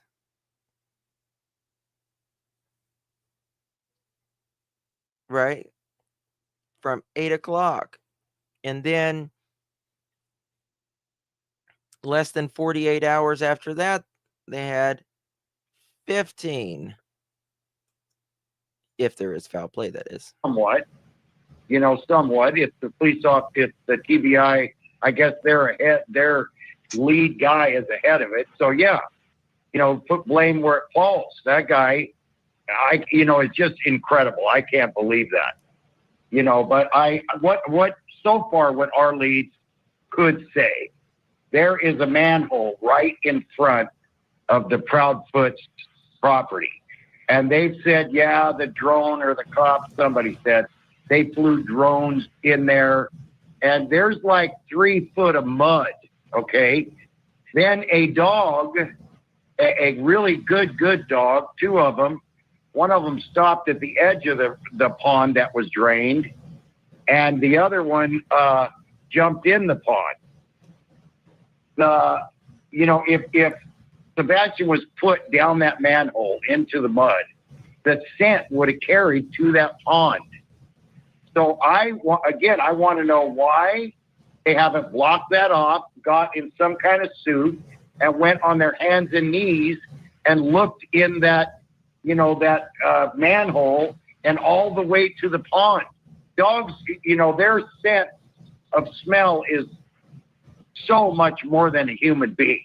And for a German Shepherd to jump in the water, well, they drain the pond. Yeah, because he could be in that manhole, in that little, cave, whatever they call it, inside there where it drains to that pond. So there's a lot of things that the TBI could be doing and haven't done nothing. Now, I heard they flew a drone in there. Well, you know how muddy that is and how thick a mud is in there? Flying a drone on top inside is not going to do nothing. Yeah. All right, we're going to get a break. Coming up next, we're going to ask, what is the current status of the investigation? Our guests are going to stay with us. Be back with more right after this. There is no evidence to support foul play is involved in the disappearance of Sebastian. But at this point, you don't rule it out? We're not ruling anything out.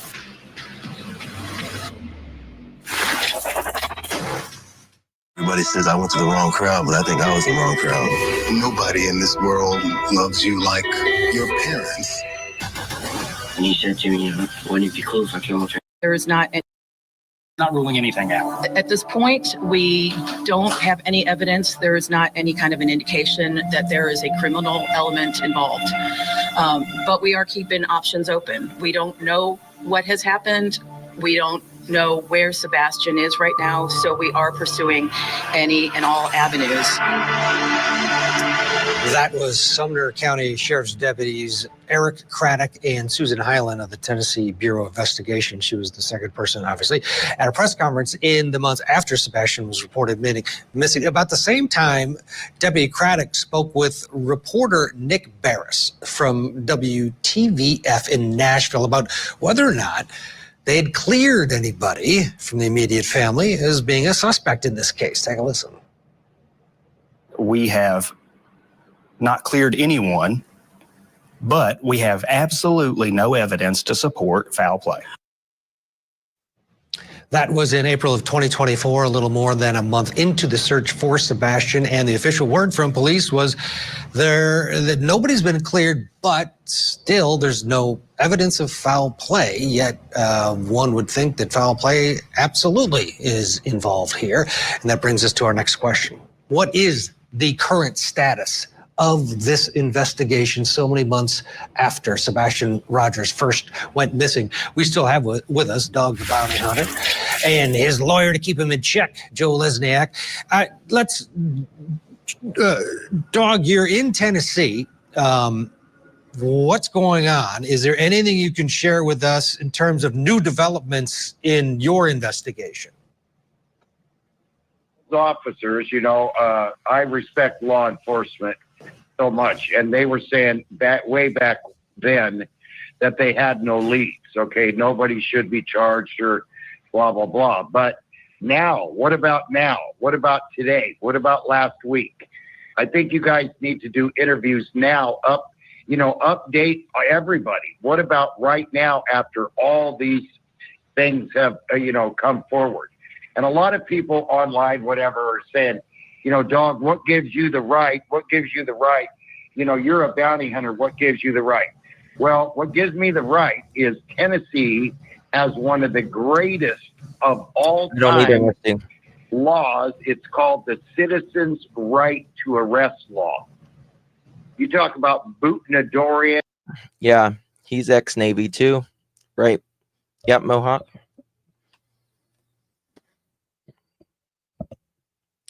The local law enforcement, I just get a bad feeling. TBI, I don't. I like TBI, of course. Love the FBI.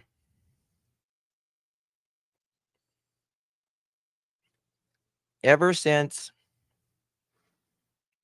I saw that Twitter post of him, EC,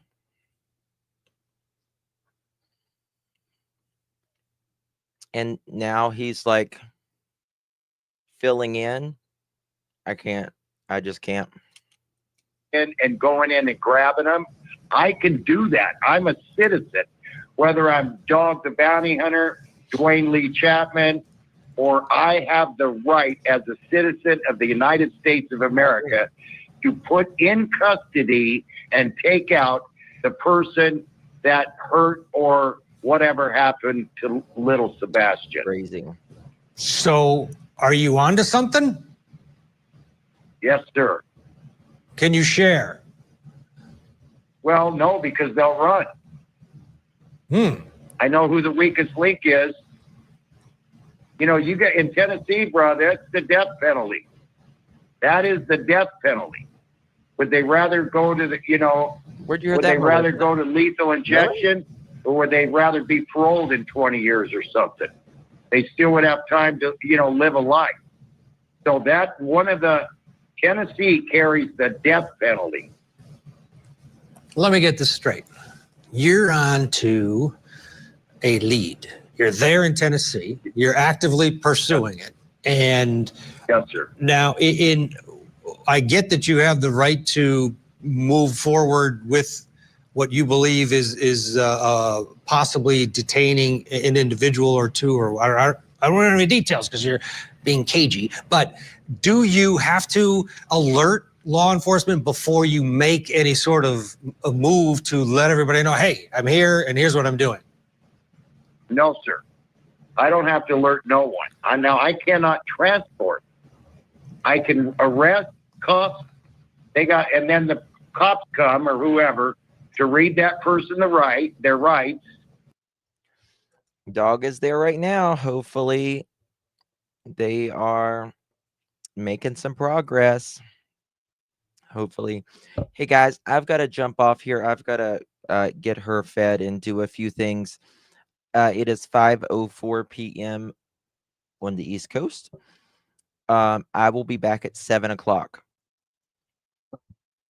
I will be back at 7 o'clock, 2 hours from now. And we'll finish talking about, that'll be our main show for today. But I got to feed her and got to do dinner and all that stuff. So I love you all. I appreciate you so very much. I will read it. Tonight we might talk about some of the audio and stuff. We'll see. We will see. Okay. Thank you all. Love you guys. And I'll see y'all in a little bit. Say bye, Pearl. Pearl. Say bye. Say bye. Yeah, that was a horrible thing for him to say. All right, Sam. All right, guys. See y'all later. Bye-bye.